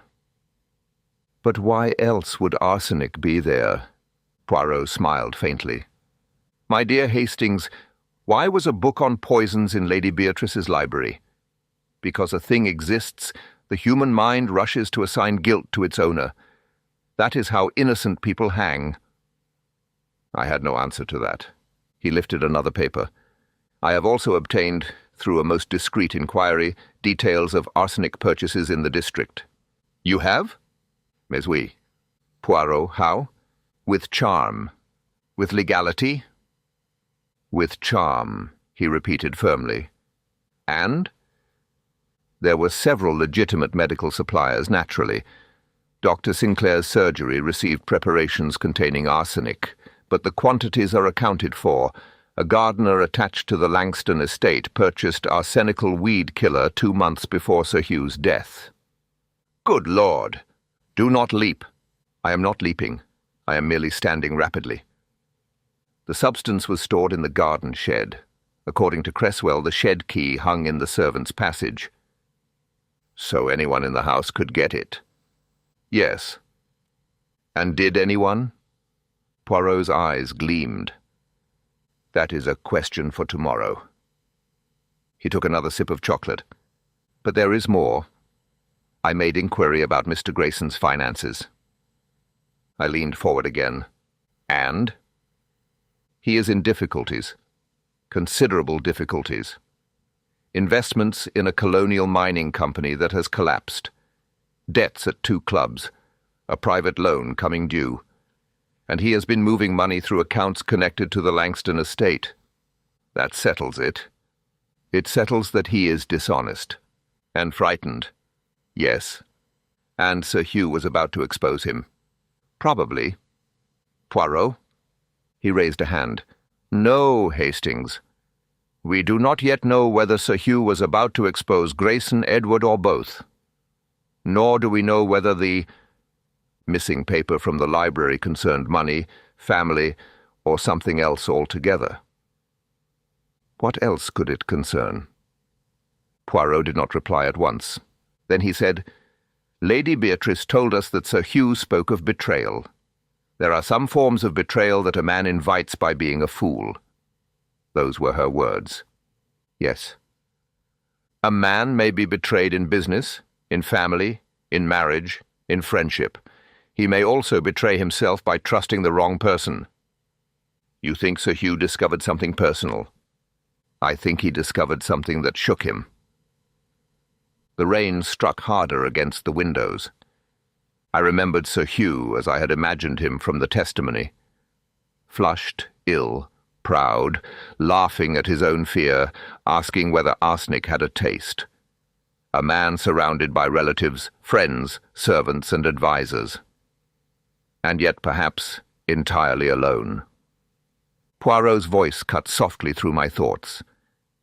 There is another oddity. Only one. He ignored that. Lady Beatrice was accused because the evidence suited what people already believed of her. She was clever, independent, unhappy, therefore she must be dangerous. But who encouraged that belief? The newspapers? Before the newspapers. Lady Constance. She certainly disliked her, but dislike is loud. I seek something quieter. A rumour placed here, a remark made there, a servant encouraged to recall a quarrel, a book left where it might be found, a woman's calm converted into guilt. You think the frame was prepared? I think it was cultivated. The word chilled me. A prepared frame was bad enough. A cultivated one suggested time, patience, and malice of a particularly cold sort. Poirot rose again and began to pace, short, precise steps upon the carpet. The art of poison is not only chemical, Hastings. It is social. One poisons a body with arsenic. One poisons a reputation with suggestion. By the time Sir Hugh died, Lady Beatrice was already half condemned in the minds of those around her. I thought of the courtroom, the whispers, the society ladies, the prosecutor's satisfaction. Yes, I said slowly. I see. Poirot stopped and looked at me with rare seriousness. That is why this case is dangerous. The murderer did not rely only upon the poison. He relied upon London. A silence followed. Then, perhaps because I am an Englishman and cannot bear solemnity indefinitely, I said, "So what now?" Poirot's face resumed its usual briskness. Now we obtain 3 answers. First, who had access to the garden arsenic? Second, what paper disappeared from Sir Hugh's library? Third, why did Mr. Grayson ask Cresswell whether a note had arrived on the night of the dinner? The note again. Yes, the note again. A small thing, therefore important. He moved to the desk and selected one sheet from the others. And there is a 4th answer which I desire even more. What is that? He handed me the paper.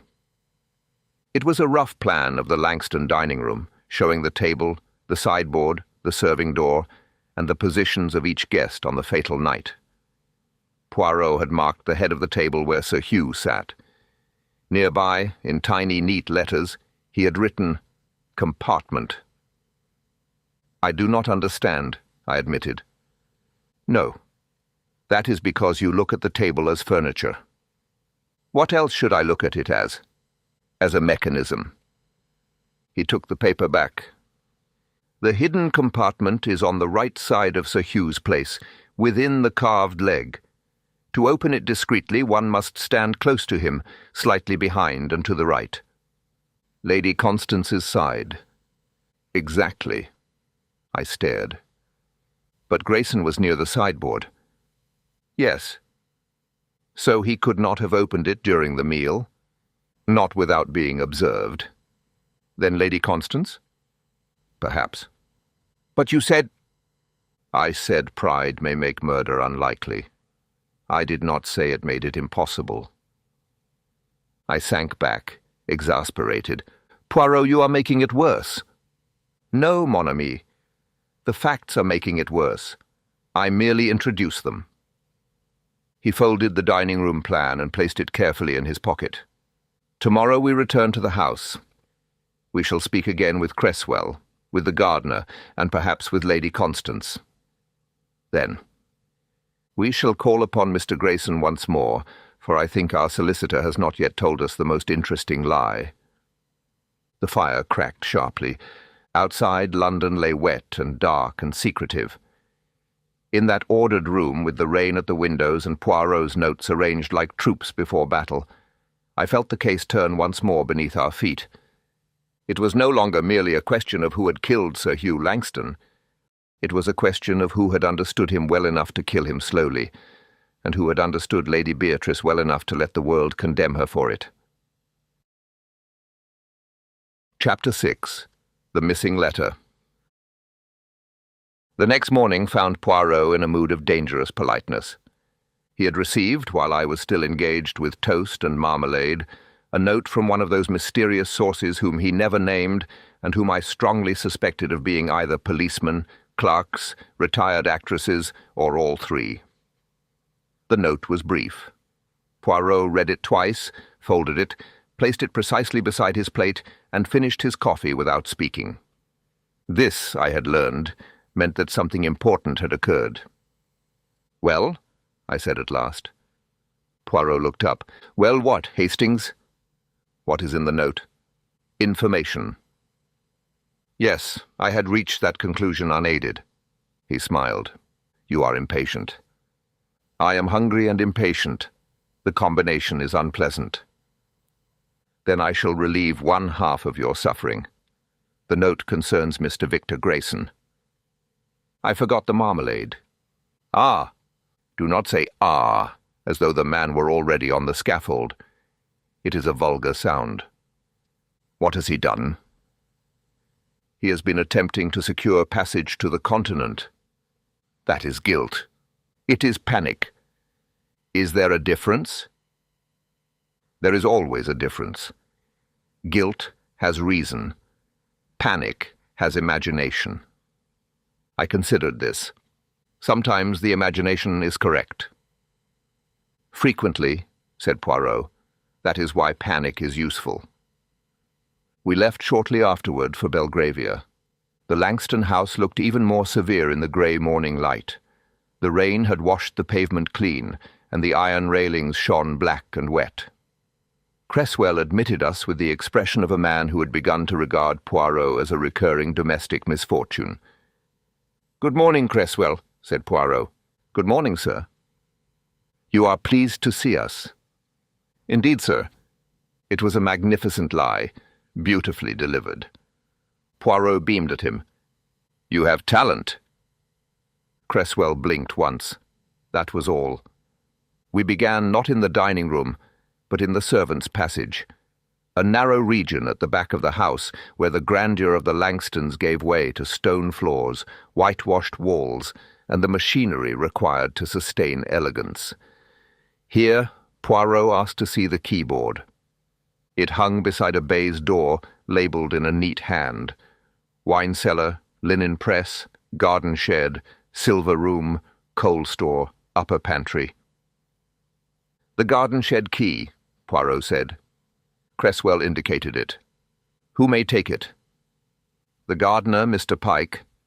Myself, William on occasion. Her ladyship if required." "Which her ladyship?" Cresswell's mouth tightened almost invisibly. "Before Sir Hugh's death, that phrase generally referred to Lady Constance, sir. Lady Beatrice was usually addressed by name to avoid confusion." "How diplomatic." "It was necessary, sir." Poirot took the key from its hook. "And was this key always here?" "When not in use." "Who would know that arsenical weed killer was stored in the shed?" "The gardener, certainly, I knew. William may have known. Sir Hugh knew, I believe." "And Lady Constance?" "Very likely." "Lady Beatrice?" Cresswell hesitated. "She once asked about the roses, sir. Mr. Pike told her he used strong preparations against pests. Whether he named arsenic, I could not say." Poirot replaced the key. "Thank you. Now, Mr. Pike." The gardener was found in a glass house behind the house, among wintering plants, damp soil, and the smell of leaf mould. Pike was a broad, elderly man with a face like weathered bark and hands permanently engraved with earth. He looked at Poirot's polished shoes with deep distrust. "You bought arsenical weed killer 2 months before Sir Hugh died?" Poirot asked. "Aye." "For the garden?" "No, for the bishop's bathwater." I coughed. Poirot looked delighted. "You have wit, Mr. Pike." "I have work." "Then we shall be quick. Where did you keep it?" "In the locked cabinet in the shed." "Who had the cabinet key?" "Me. Always." "Aye." "Did anyone borrow it?" Pike's answer was immediate. "No." Poirot waited. The gardener shifted. "Well, Sir Hugh, once." "When?" "Some weeks before he died." "What for?" Wanted to look at the labels, said some damned fool might poison himself if things weren't properly marked. Was he alone? No. Mr. Grayson was with him. I glanced sharply at Poirot. He remained still. And Lady Constance? She came once to complain about the laurel hedge. Didn't touch nout. Lady Beatrice? She asked about the roses, like Mr. Cresswell said, didn't come in the shed. Edward Langston? Pike snorted. Wouldn't know a hoe from a hymn book. Poirot thanked him and turned to go. At the door of the glasshouse, he paused. Mr. Pike, after Sir Hugh and Mr. Grayson looked at the cabinet, was anything missing? The gardener's weathered face became less certain. I thought the tin were lighter. But I'd used some. Couldn't swear to it. Did you mention this? Not after Sir Hugh died of poison, I didn't. I'm not a fool. No, said Poirot mildly. Merely human. We walked back toward the house. There, I said. Grayson again. He was with Sir Hugh at the poison cabinet. Yes. And the tin was lighter afterward. Perhaps. Poirot, really? My friend, the case against Grayson grows very beautiful. That is good. No. It is alarming. I groaned. Must evidence be ugly before you trust it? Evidence must be true. Beauty is optional and often suspicious. Inside, Lady Constance agreed to see us in the morning room. If the drawing room had been designed to impress visitors, the morning room was where the household's private coldness resided. There was embroidery on a stand, letters arranged upon a small desk, and a silver-framed photograph of Sir Hugh as a boy. Lady Constance did not invite us to sit. Poirot sat anyway. Madame, he began, I must ask you about the old dining table. Her face did not change. What about it? The hidden compartment. Ah? You knew of it? Of course. Sir Hugh knew. Yes. Mr. Grayson? She hesitated. Possibly. Mr. Edward? As a boy, he knew every hiding place in the house, usually because he was hiding something in it. And Lady Beatrice? No. The answer came like a blade. You are certain? I did not tell her. Hugh would not have done so. She had lived here only 3 months. Old houses do not yield their secrets quickly. Nor should they. Yet this secret was used. Lady Constance's eyes lifted to his. If you found poison in that compartment, then Beatrice may have discovered it after all. Or someone who already knew it. Her mouth hardened. You are determined to defend her. I am determined to understand why your son died. For the first time, Lady Constance looked away. My son died because wickedness entered this house. Poirot's voice was gentle. Madame, wickedness is seldom a visitor. More often it is a resident. She turned back sharply. You presume too much. Not yet. Did Sir Hugh speak to you of the estate accounts before his death? No. Of Mr. Grayson? Victor was trusted. That is not an answer. It is the answer. Did Sir Hugh trust him at the end?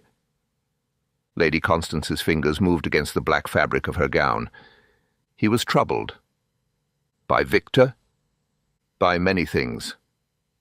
What things? My son had married unwisely. His brother was a disgrace. His health was failing. His household was disordered.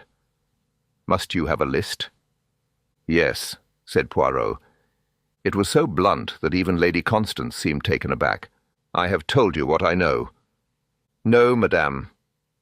You have told me what preserves the shape of the family. I ask for what disturbs it. A faint colour came into her cheeks. Hugh came to me 2 nights before the dinner. He said he had been blind. To what? He would not say. Did he mention betrayal? Her eyes flickered. Perhaps. Did he mention a letter? This time the reaction was unmistakable. Only a slight intake of breath, but Poirot caught it, as a cat catches a mouse. "What letter, Monsieur Poirot?" "That is what I ask you. I know nothing of a letter." Poirot rose. "Then it is unfortunate that your face does." Lady Constance stood also. "You forget yourself." "No, madame, I remember everything. It is my defect." We left her trembling, not with fear, I thought, but fury. In the hall, Poirot said quietly, "Now we look for a letter." I thought the letter was missing. "Just so. Then how do we look for it?" "By looking for the person who wishes we would not." He asked Cresswell whether Sir Hugh had kept a private correspondence drawer. Cresswell, after only a moderate display of suffering, led us back to the library and indicated a locked drawer in the great desk. "The key?" Poirot asked.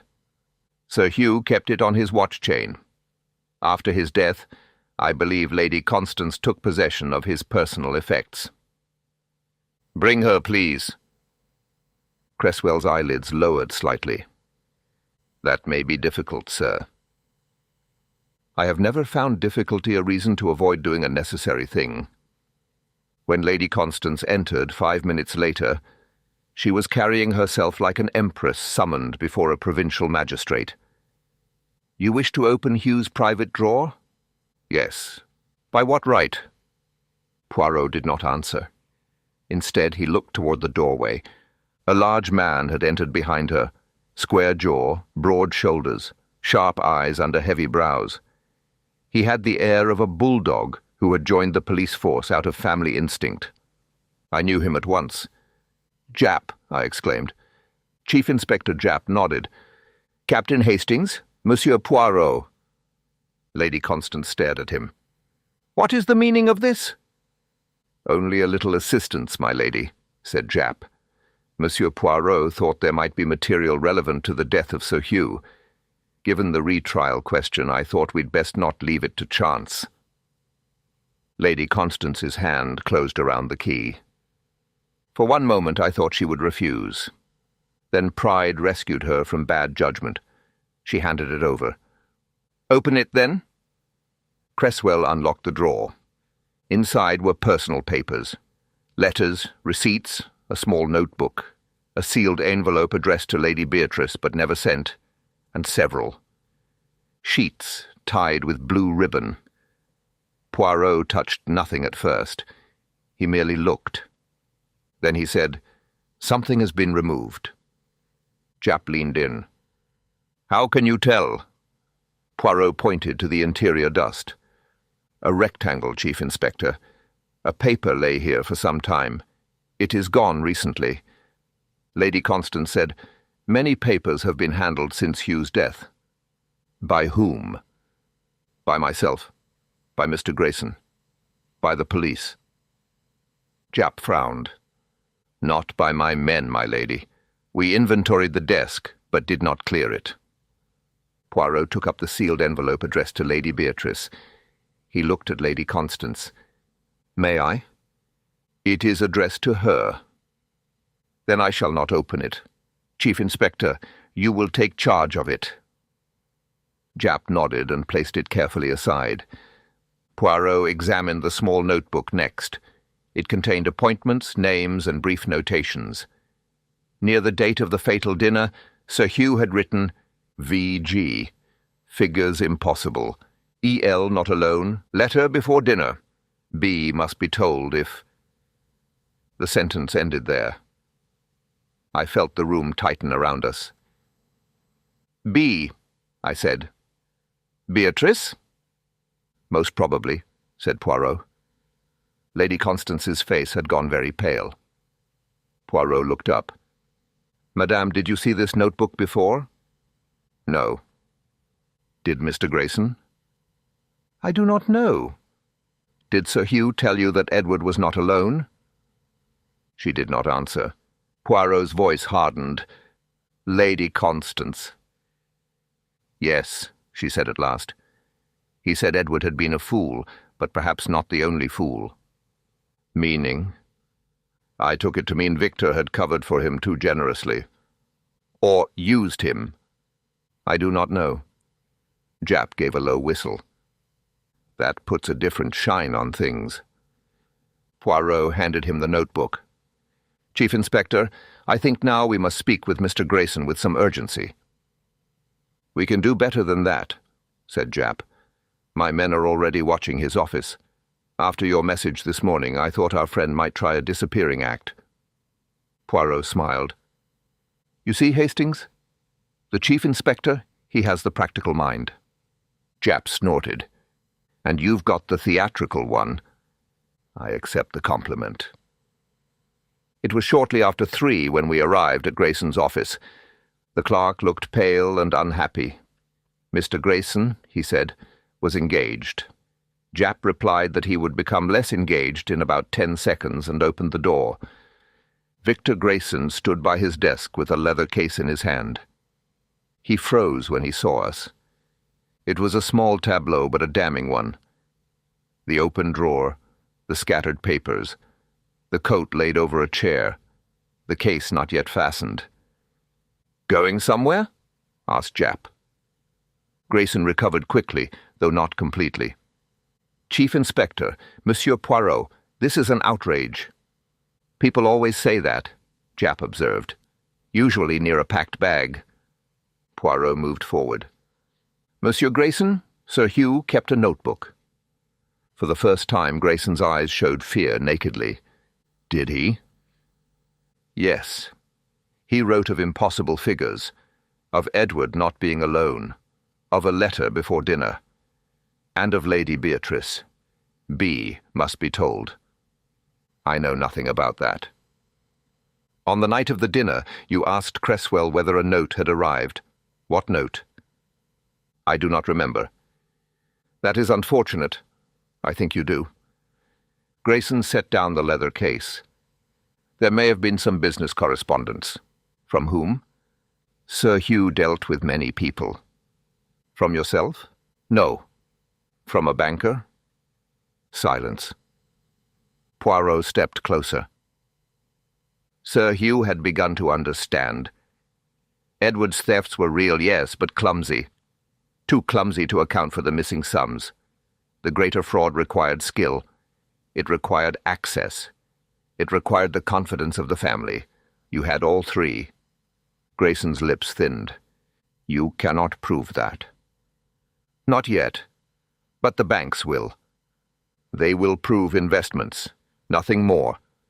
Investments funded by estate money.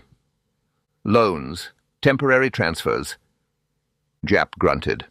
"That's a new name for stealing." Grayson ignored him. "Sir Hugh approved certain movements of capital." "Did he?" said Poirot. "Then why was he about to write to Lady Beatrice? Why tell her? She was not involved in the estate accounts." Grayson said nothing. Poirot's eyes gleamed. Unless Sir Hugh had decided that she, not his mother, not his brother, not his trusted cousin, was the only person in the house who might still see clearly. The shot struck home. Grayson's composure cracked. "You sentimentalize her." "No. I observe her. It is different." Beatrice filled his head with suspicion. "Ah," said Poirot softly. "So we come to the truth of your feeling." Grayson's face flushed. "She came into that house and upset everything. Hugh had always trusted me, always. Then she questioned, suggested, advised. She had no understanding of how the estate worked, no respect for family arrangements." "Family arrangements," said Poirot, "meaning theft?" Grayson's eyes flashed. "I preserved that estate." "With its own money?" "I kept creditors away from Edward. I smoothed Hugh's mistakes. I protected the name." "And paid your debts." A silence followed. Then Poirot said very quietly, "Did Sir Hugh discover you?" Grayson's voice dropped. "He suspected. That is not the same thing." But enough to frighten you. I was not frightened. Then why leave England? Grayson looked toward Japp. My movements are my own. Not today, said Japp. Poirot turned to the desk. Among the scattered papers lay a torn envelope. He lifted it delicately. This is recent. Grayson moved sharply. Leave that. Japp took one step forward. Careful. Poirot read the direction. Lady Beatrice Langston. I stared. The missing letter? Perhaps not the letter itself, said Poirot, but its envelope. Grayson's face had gone ashen. Poirot looked at him. Where is the letter, monsieur? I do not know. Did Sir Hugh give it to you to deliver? No. Did you intercept it? No. Did he write it before dinner, intending that if anything happened, Lady Beatrice should know the truth? Grayson laughed, but it was a poor effort. You invent melodrama. No. Sir Hugh invented caution. Too late. Poirot placed the torn envelope on the desk. I think Sir Hugh, fearing poison and fearing betrayal, wrote to his wife. I think that letter named what he had discovered. Not everything, perhaps, but enough. After his collapse, in the confusion, you went to the library, opened the desk or found the letter already out, and removed it. William saw your document case unfastened in the hall. You were frightened, Mr. Grayson, not by death, but by paper. Grayson's hands shook. You have no letter? No. No proof of what it said. Not yet. The solicitor smiled then, a thin, desperate smile. Then you have nothing. Poirot's eyes remained fixed upon him. On the contrary, we have the envelope, the notebook, the accounts, your attempted flight, the arsenic cabinet visited by you and Sir Hugh, the dining-room compartment known to the family, your position near the sideboard, your debts, your fear. We have enough to ask many questions. For murder. Japp's face was grim. For fraud to begin with, and for obstructing a murder inquiry if Monsieur Poirot's right about that letter. Grayson seemed to shrink. Poirot's voice softened, which somehow made it more dangerous. But I do not yet say you are the murderer. Grayson looked up sharply. What? No. You are a liar, a thief, and perhaps a coward. But whether you are a poisoner, that remains to be seen. Japp stared at Poirot as though he had insulted him personally. Now hold on. Poirot raised a hand. The poison was administered slowly, repeatedly. We must not forget that. Mr. Grayson had motive, yes, but we have not yet proved opportunity for the earlier doses, nor have we proved who placed the arsenic in the compartment or when. Grayson let out a shaky breath. It was a mistake. Poirot noticed. You are relieved, he said. No man enjoys being accused of murder.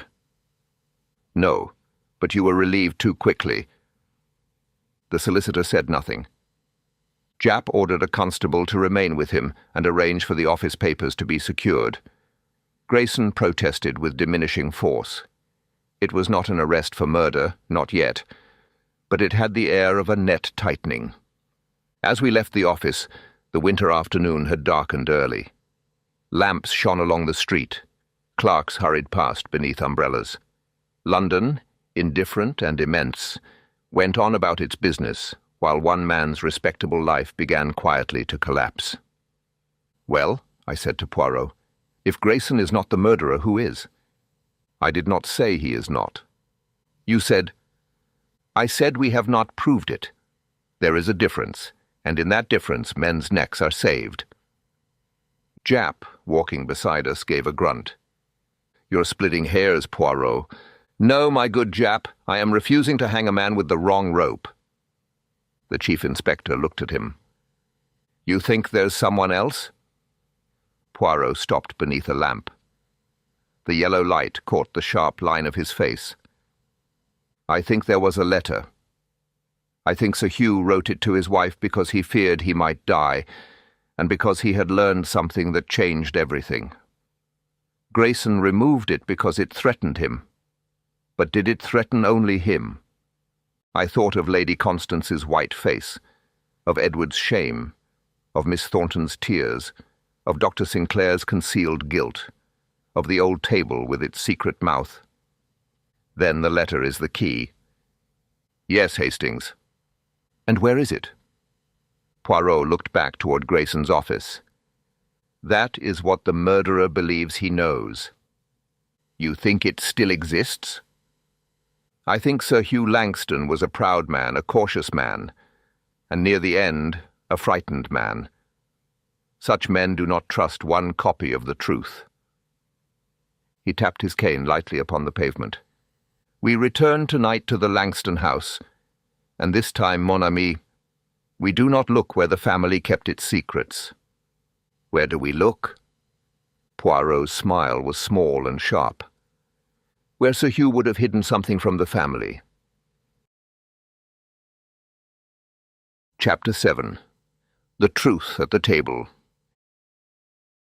It was close to 9 o'clock that evening when Poirot and I returned to the Langston house. A fine rain had begun to fall again, not heavily, but with that persistent English malice which soaks a man before he has quite admitted it is raining. The square was dark, save for the street lamps, whose light trembled upon the wet pavement. Behind the railings the house stood silent and formidable, its windows glowing here and there like watchful eyes. Chief Inspector Japp met us at the door. He had already arranged matters with his usual mixture of bluntness and efficiency. Lady Constance, Edward Langston, Dr. Sinclair, Miss Amelia Thornton, Cresswell, and Victor Grayson were all inside. The last had been brought under police supervision from his office, and I gathered he had not enjoyed the journey. "Everyone's in the drawing-room," Japp said. "Though I'll tell you plainly, Poirot, if this turns into one of your parlour performances, I shall deny enjoying it." Poirot looked wounded. "My good Japp, I do not perform." "You do nothing else." "That is because the English confuse method with theatre." Japp grunted. "Then let's have your method." But Poirot did not yet go into the drawing-room. Instead, he turned to Cresswell, who stood in the hall looking more than ever like a man determined not to be surprised in front of witnesses.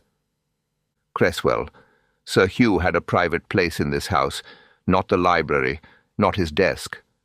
Somewhere he might put a paper if he wished it to be safe from the family." The butler's face remained impassive. "I could not say, sir." "You could." A pause.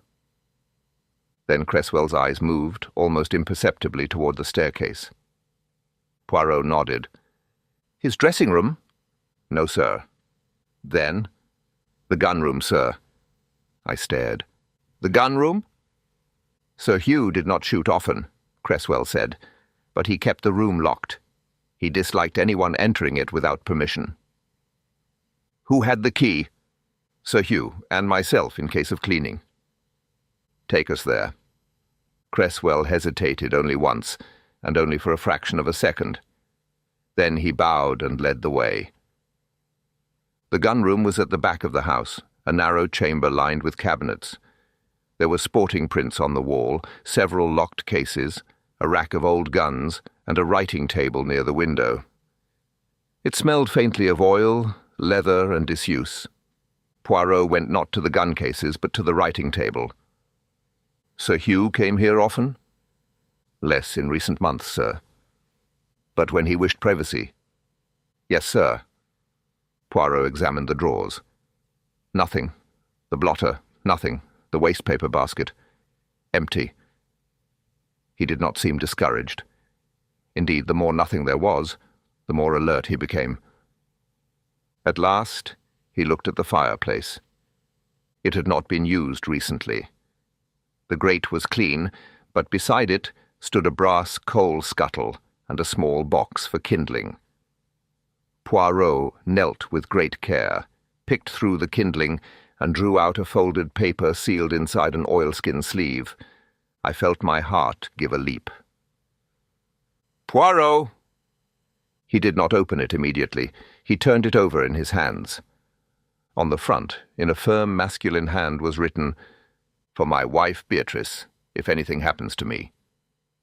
Japp let out a low whistle. "Well, I'll be damned." Poirot rose.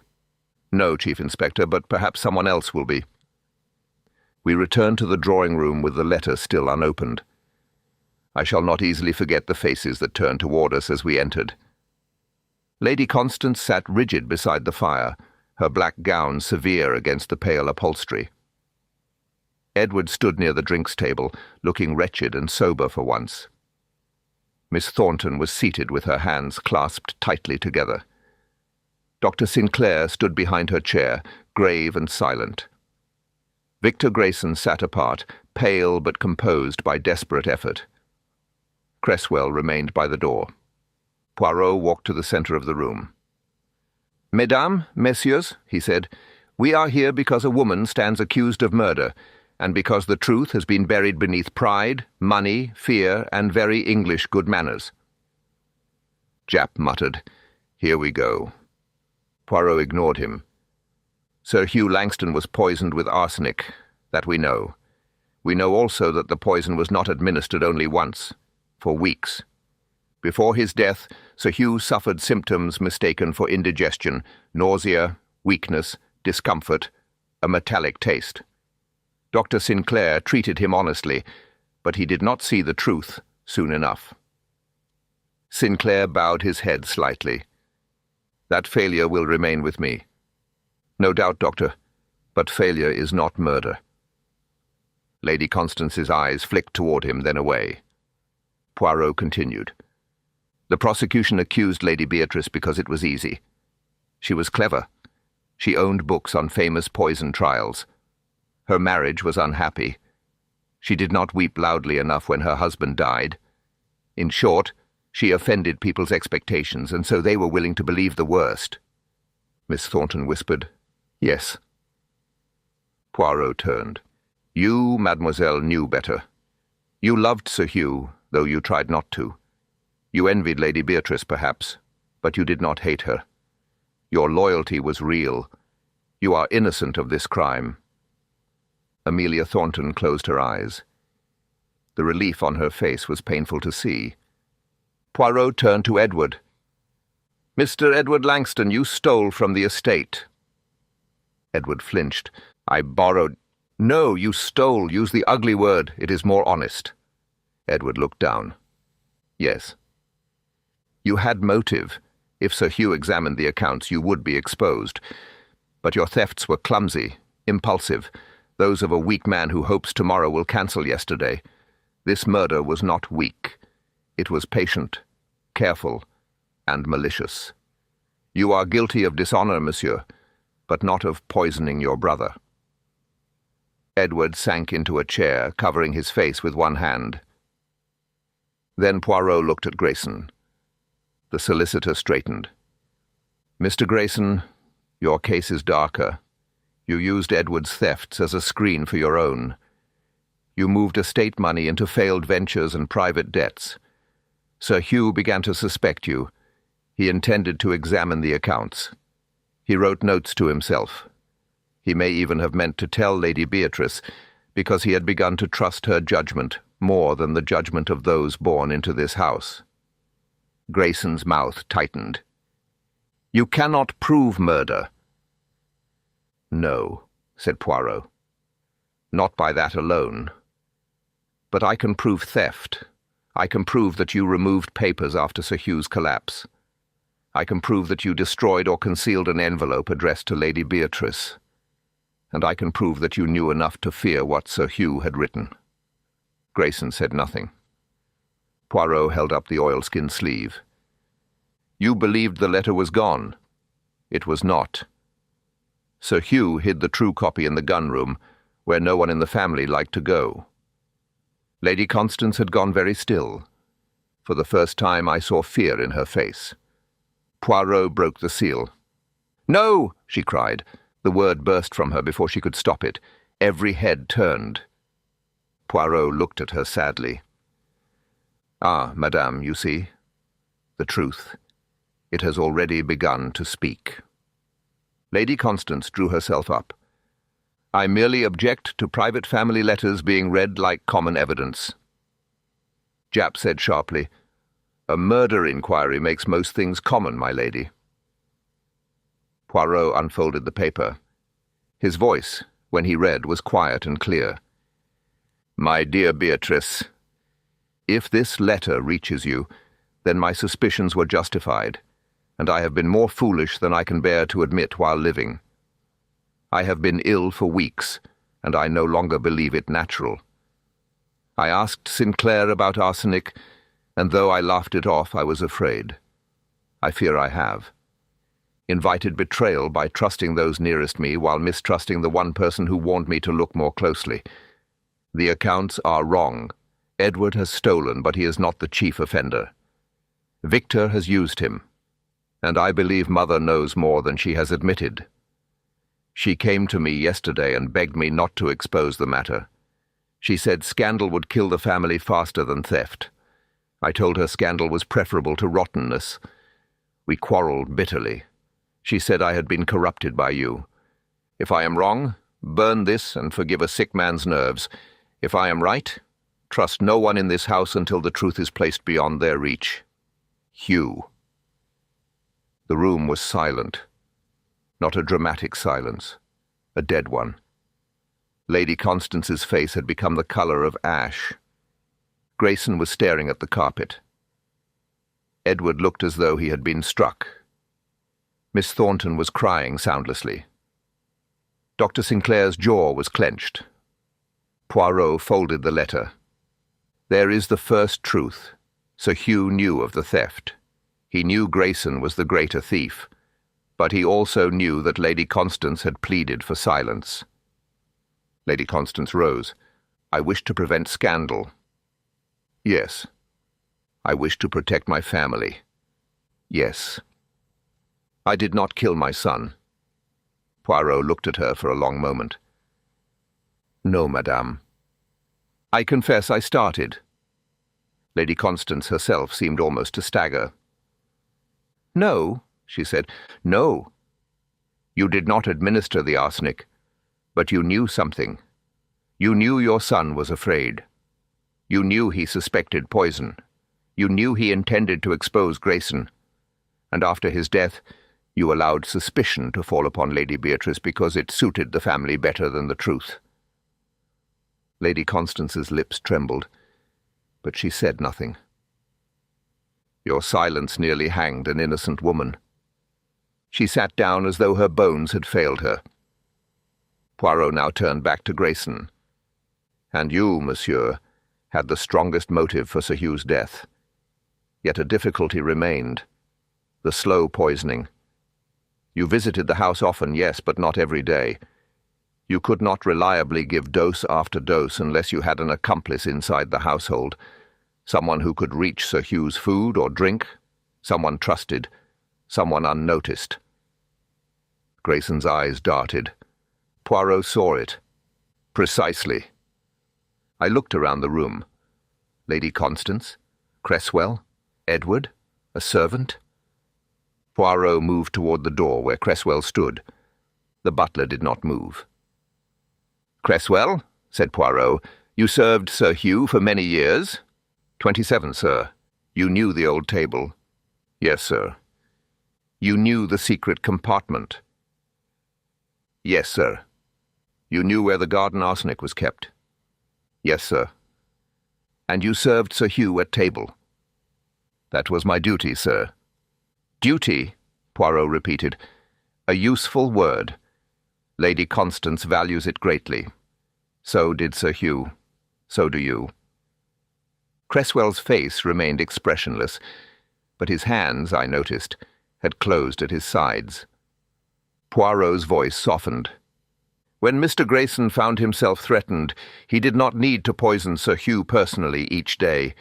He needed someone who believed that preserving the Langston name mattered more than preserving Sir Hugh's life. Cresswell said, That is an offensive suggestion, sir. It is worse than offensive. It is true. Japp moved slightly nearer the door. Poirot continued. You had served the family long enough to think yourself part of it. You had watched Lady Beatrice arrive and upset the old order. You knew Lady Constance's hatred. You knew Edward's weakness. You knew Grayson's thefts, or enough of them, and Grayson, clever Grayson, made use of you. Grayson snapped. This is absurd. Is it? You asked Cresswell on the night of the dinner whether a note had arrived.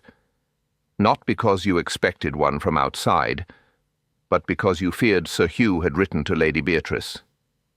Cresswell had been watching the household correspondence for you. The butler's face changed then, only slightly, but the mask cracked. Poirot went on. The small doses were given in what Sir Hugh took regularly, his digestive draughts, his evening broth, perhaps even the sauces served to him separately when his stomach was delicate. Cresswell could arrange all that. No guest could. No outsider could. Then, at the final dinner, when Sir Hugh was already weakened, the lethal dose was ready in the old table compartment. You stood beside him. You served. Him. You had only to touch the carved release, take the powder, and introduce it into the port or the dish at the proper moment. Cresswell said very quietly, You cannot prove that. Poirot turned to Japp. The sample from the compartment? Japp nodded. Arsenic. And one of my men found traces in a folded paper hidden behind the silver room shelf. Same sort of paper used in the servants' pantry. For the first time, Cresswell looked at Grayson.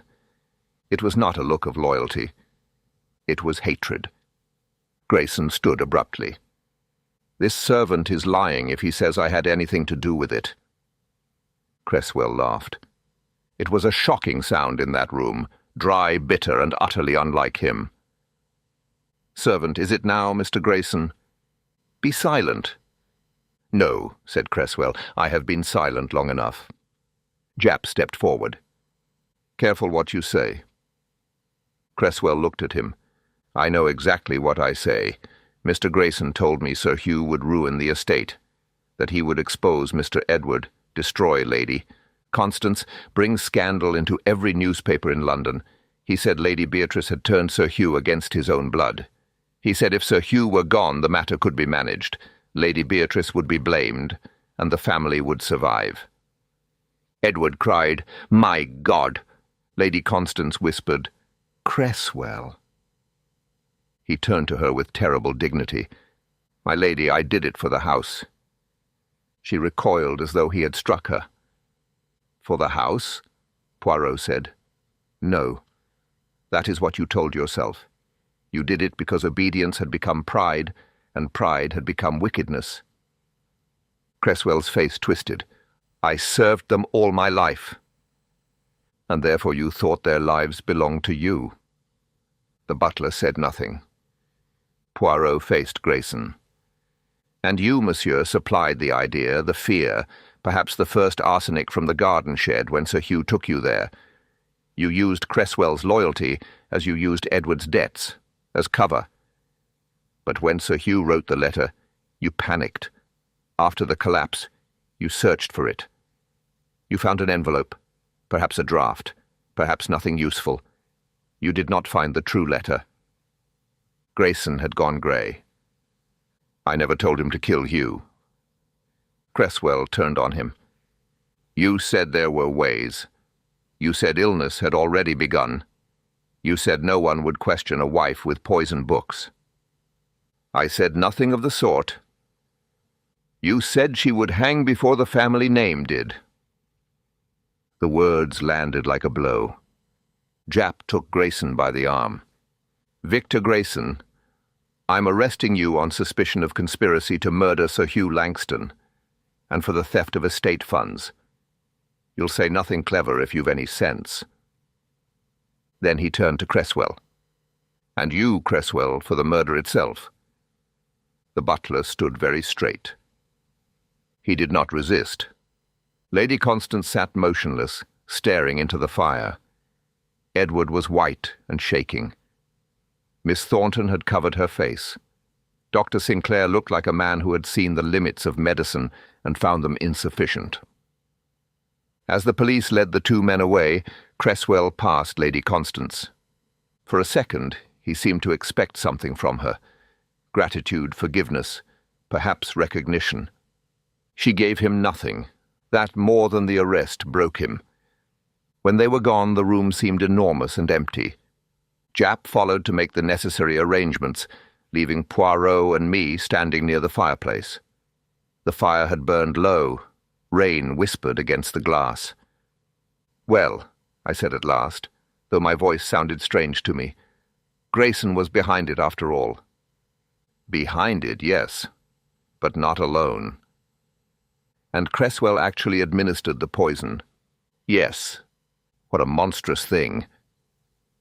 Poirot looked toward the door through which the butler had vanished. Monstrous, yes, but not theatrical. That is why it was nearly missed. A servant serving, a solicitor advising, a mother preserving appearances, a brother hiding shame, a wife judged because she did not fit the picture. All very ordinary, Hastings. Ordinary? Evil often is. Lady Constance rose suddenly. She looked not at Poirot but toward the doorway. What will happen to Beatrice? She will be freed, said Poirot. The old woman closed her eyes. And the Langston name? Poirot's expression did not soften. Madam, it is no longer my concern. Perhaps it should not have been yours so much. She flinched, but said nothing.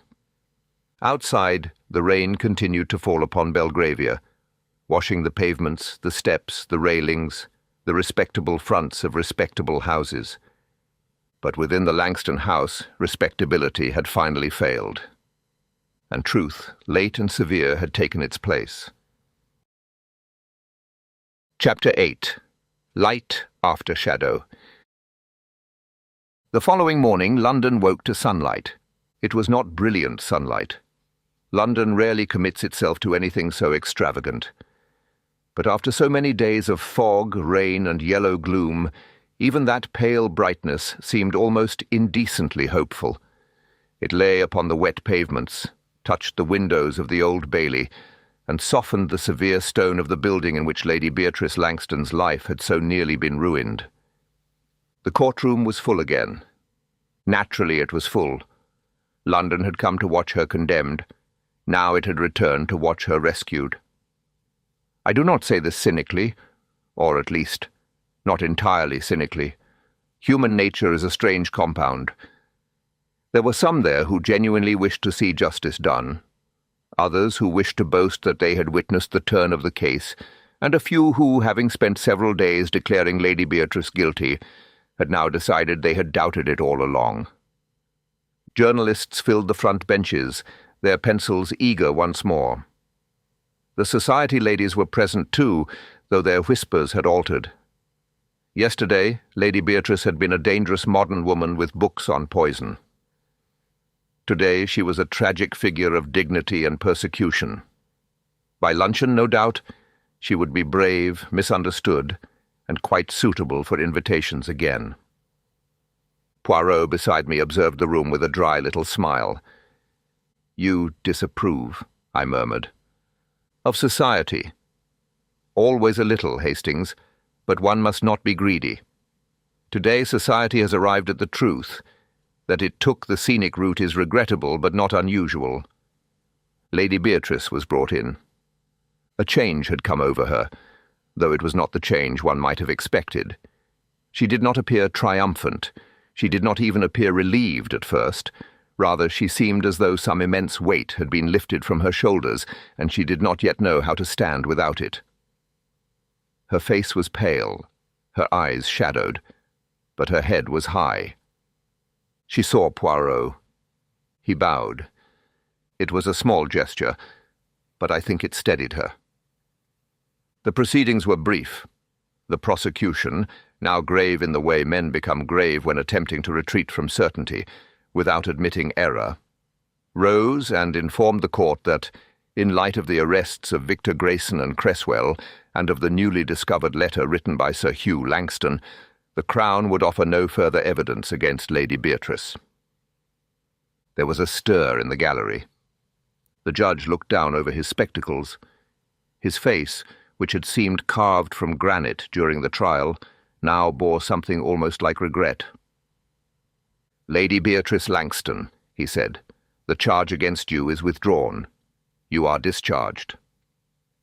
The words were simple. They restored a life. For a moment she did not move. Then her eyes closed. Her hand went to the rail of the dock, not in fear now, but because freedom, too, can make one unsteady. Miss Amelia Thornton, seated behind us, gave a small broken sound and pressed a handkerchief to her mouth. Then the courtroom erupted. Not loudly, for the judge would not have permitted that, but in a great rustle of breath, whispers, shifting bodies, and scribbling pencils. Lady Beatrice stepped down from the dock. A free woman. Outside the court, the crowd had gathered thickly. News travels fast when scandal is involved, faster still when scandal reverses itself. Poirot, Japp, Miss Thornton and I emerged behind Lady Beatrice and her solicitor into the pale morning. For a moment she stood upon the steps, blinking at the brightness. Amelia rushed to her. "Beatrice!" The two women embraced, and there was such honest feeling in it that even Japp looked away and pretended to study the traffic. Lady Beatrice then turned to Poirot. "Monsieur Poirot," she said. Her voice was steady, but only just. He removed his hat. "Madame, I owe you my life." "No." She looked at him. "You dislike gratitude?" "Not at all. I accept it with pleasure when it is accurate. But you owe your life to the truth. I merely insisted that it be allowed to speak. And if you had not—" Poirot's face became grave. "Then England would have committed a murder in the name of justice." It was sharply said. Japp shifted uncomfortably. Lady Beatrice looked back at the Old Bailey. "I thought that building would be the last thing I ever saw as myself." "You are still yourself, madame." "No," she said quietly. "Not quite. But perhaps that is not entirely a loss." Japp came forward then, clearing his throat. "Lady Beatrice, I'll need a formal statement from you later, but not today. Today you've had enough courts and police to last a lifetime." "Thank you, Chief Inspector." He nodded, embarrassed by courtesy. Poirot watched her closely. "What will you do now?" She smiled faintly. "First I shall sleep.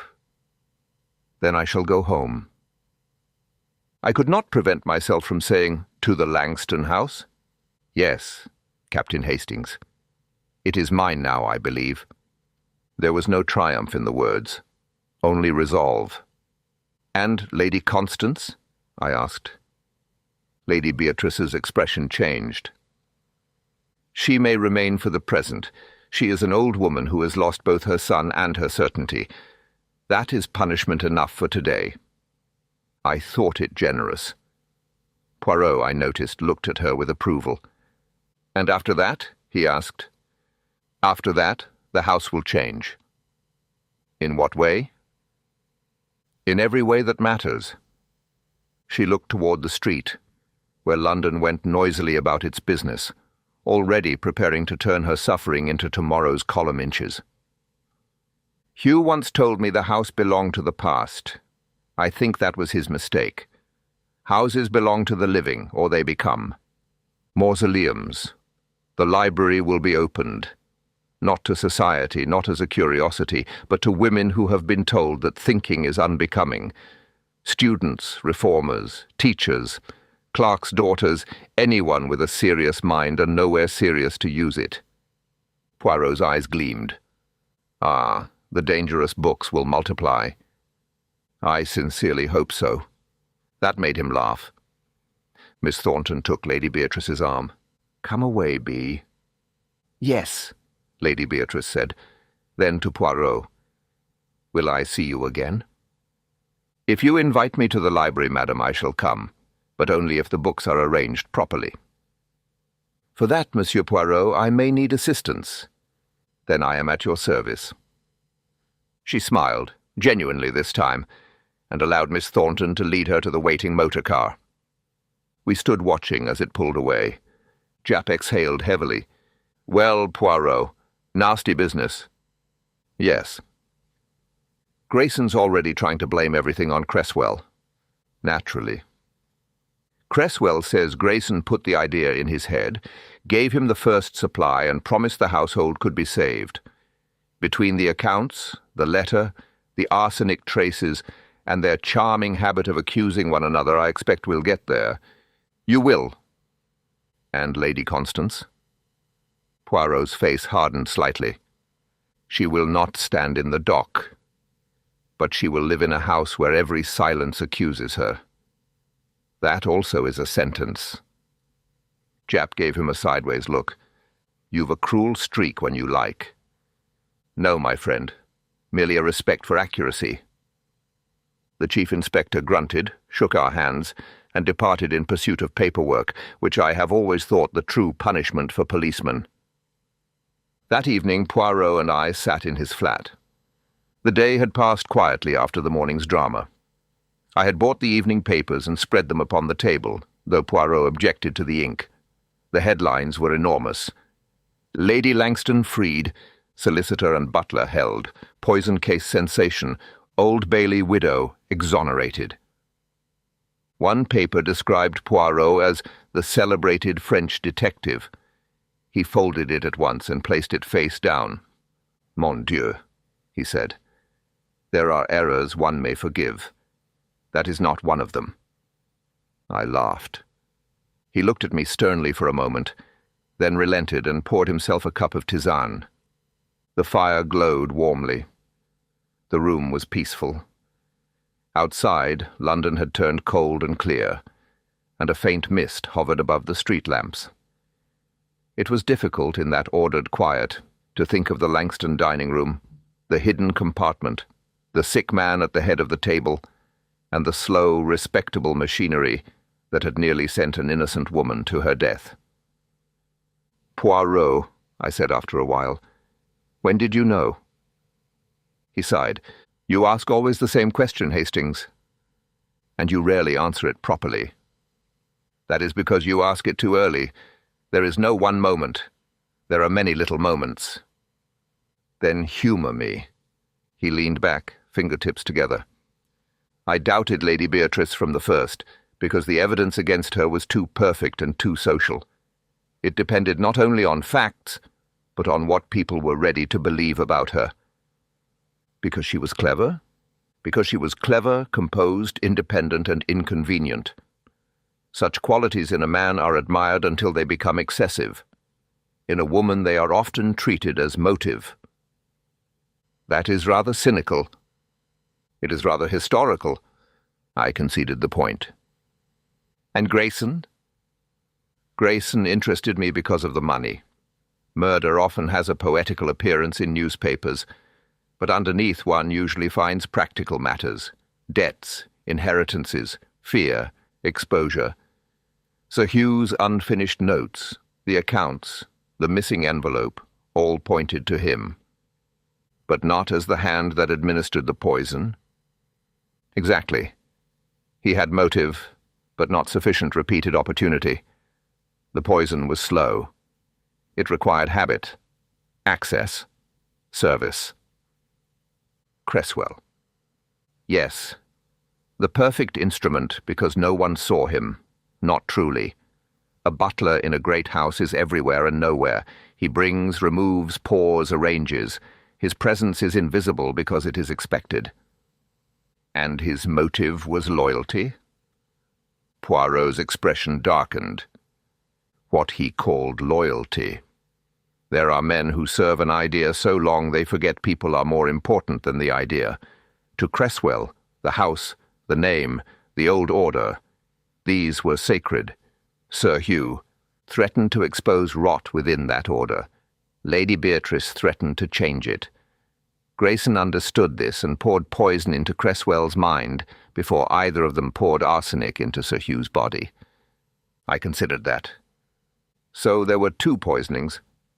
Poirot nodded. The body and the conscience. And Lady Constance? Lady Constance is guilty of silence. It is not the crime the law punishes most severely, but it is one by which many crimes prosper. I thought of her sitting in black before the dying fire, still clinging to the Langston name as though it had not become a weight around her neck.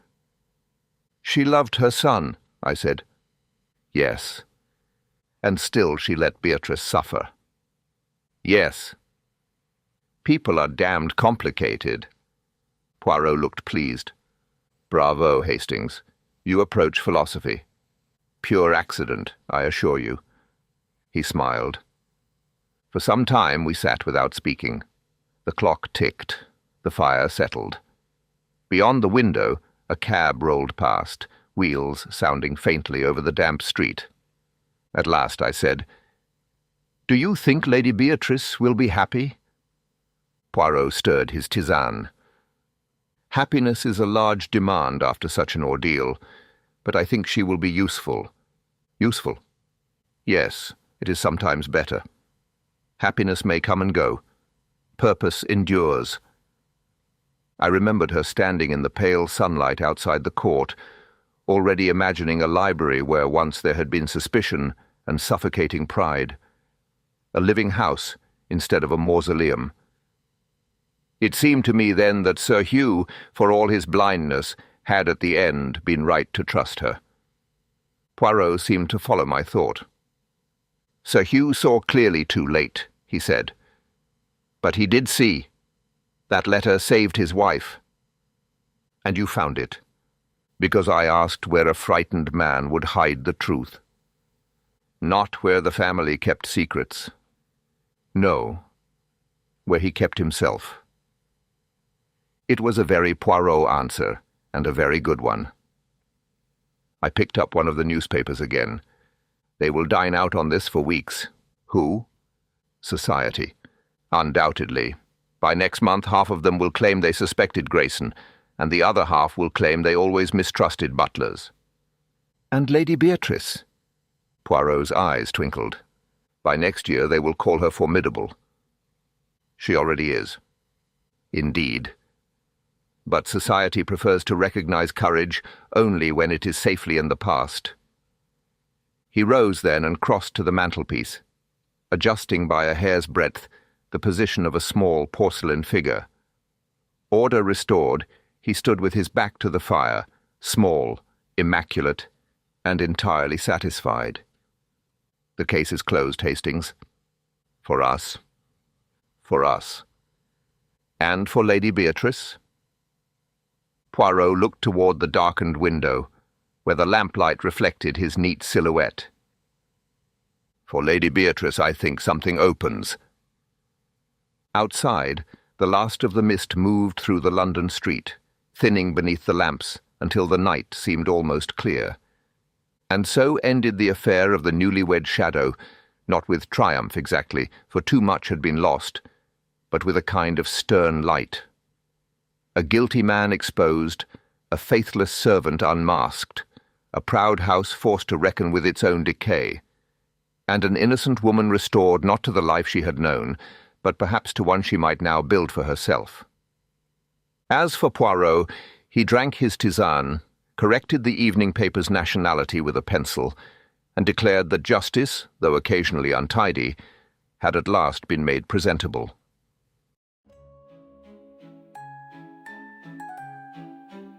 Thank you for listening all the way to the end of The Newlywed's Shadow. This was a case with 2 poisonings, the body and the conscience. The solicitor poured the idea into a faithful butler's mind. The butler poured the arsenic into Sir Hugh's glass. Between them, they nearly sent an innocent woman to her death, not because the evidence was strong, but because society was ready to believe that a clever, composed, independent wife must be dangerous.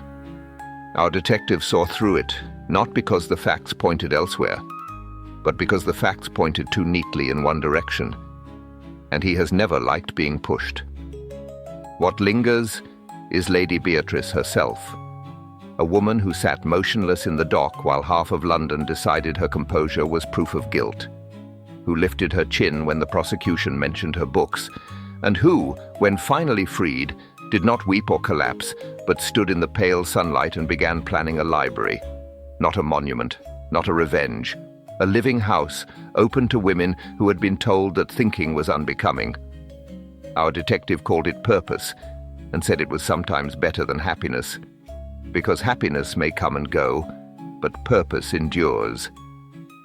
If this kind of mystery stayed with you, the ones set in courtrooms and fog-bound houses where the real poison is respectability, the real weapon is silence, and the most dangerous person is the one nobody sees because his presence is expected.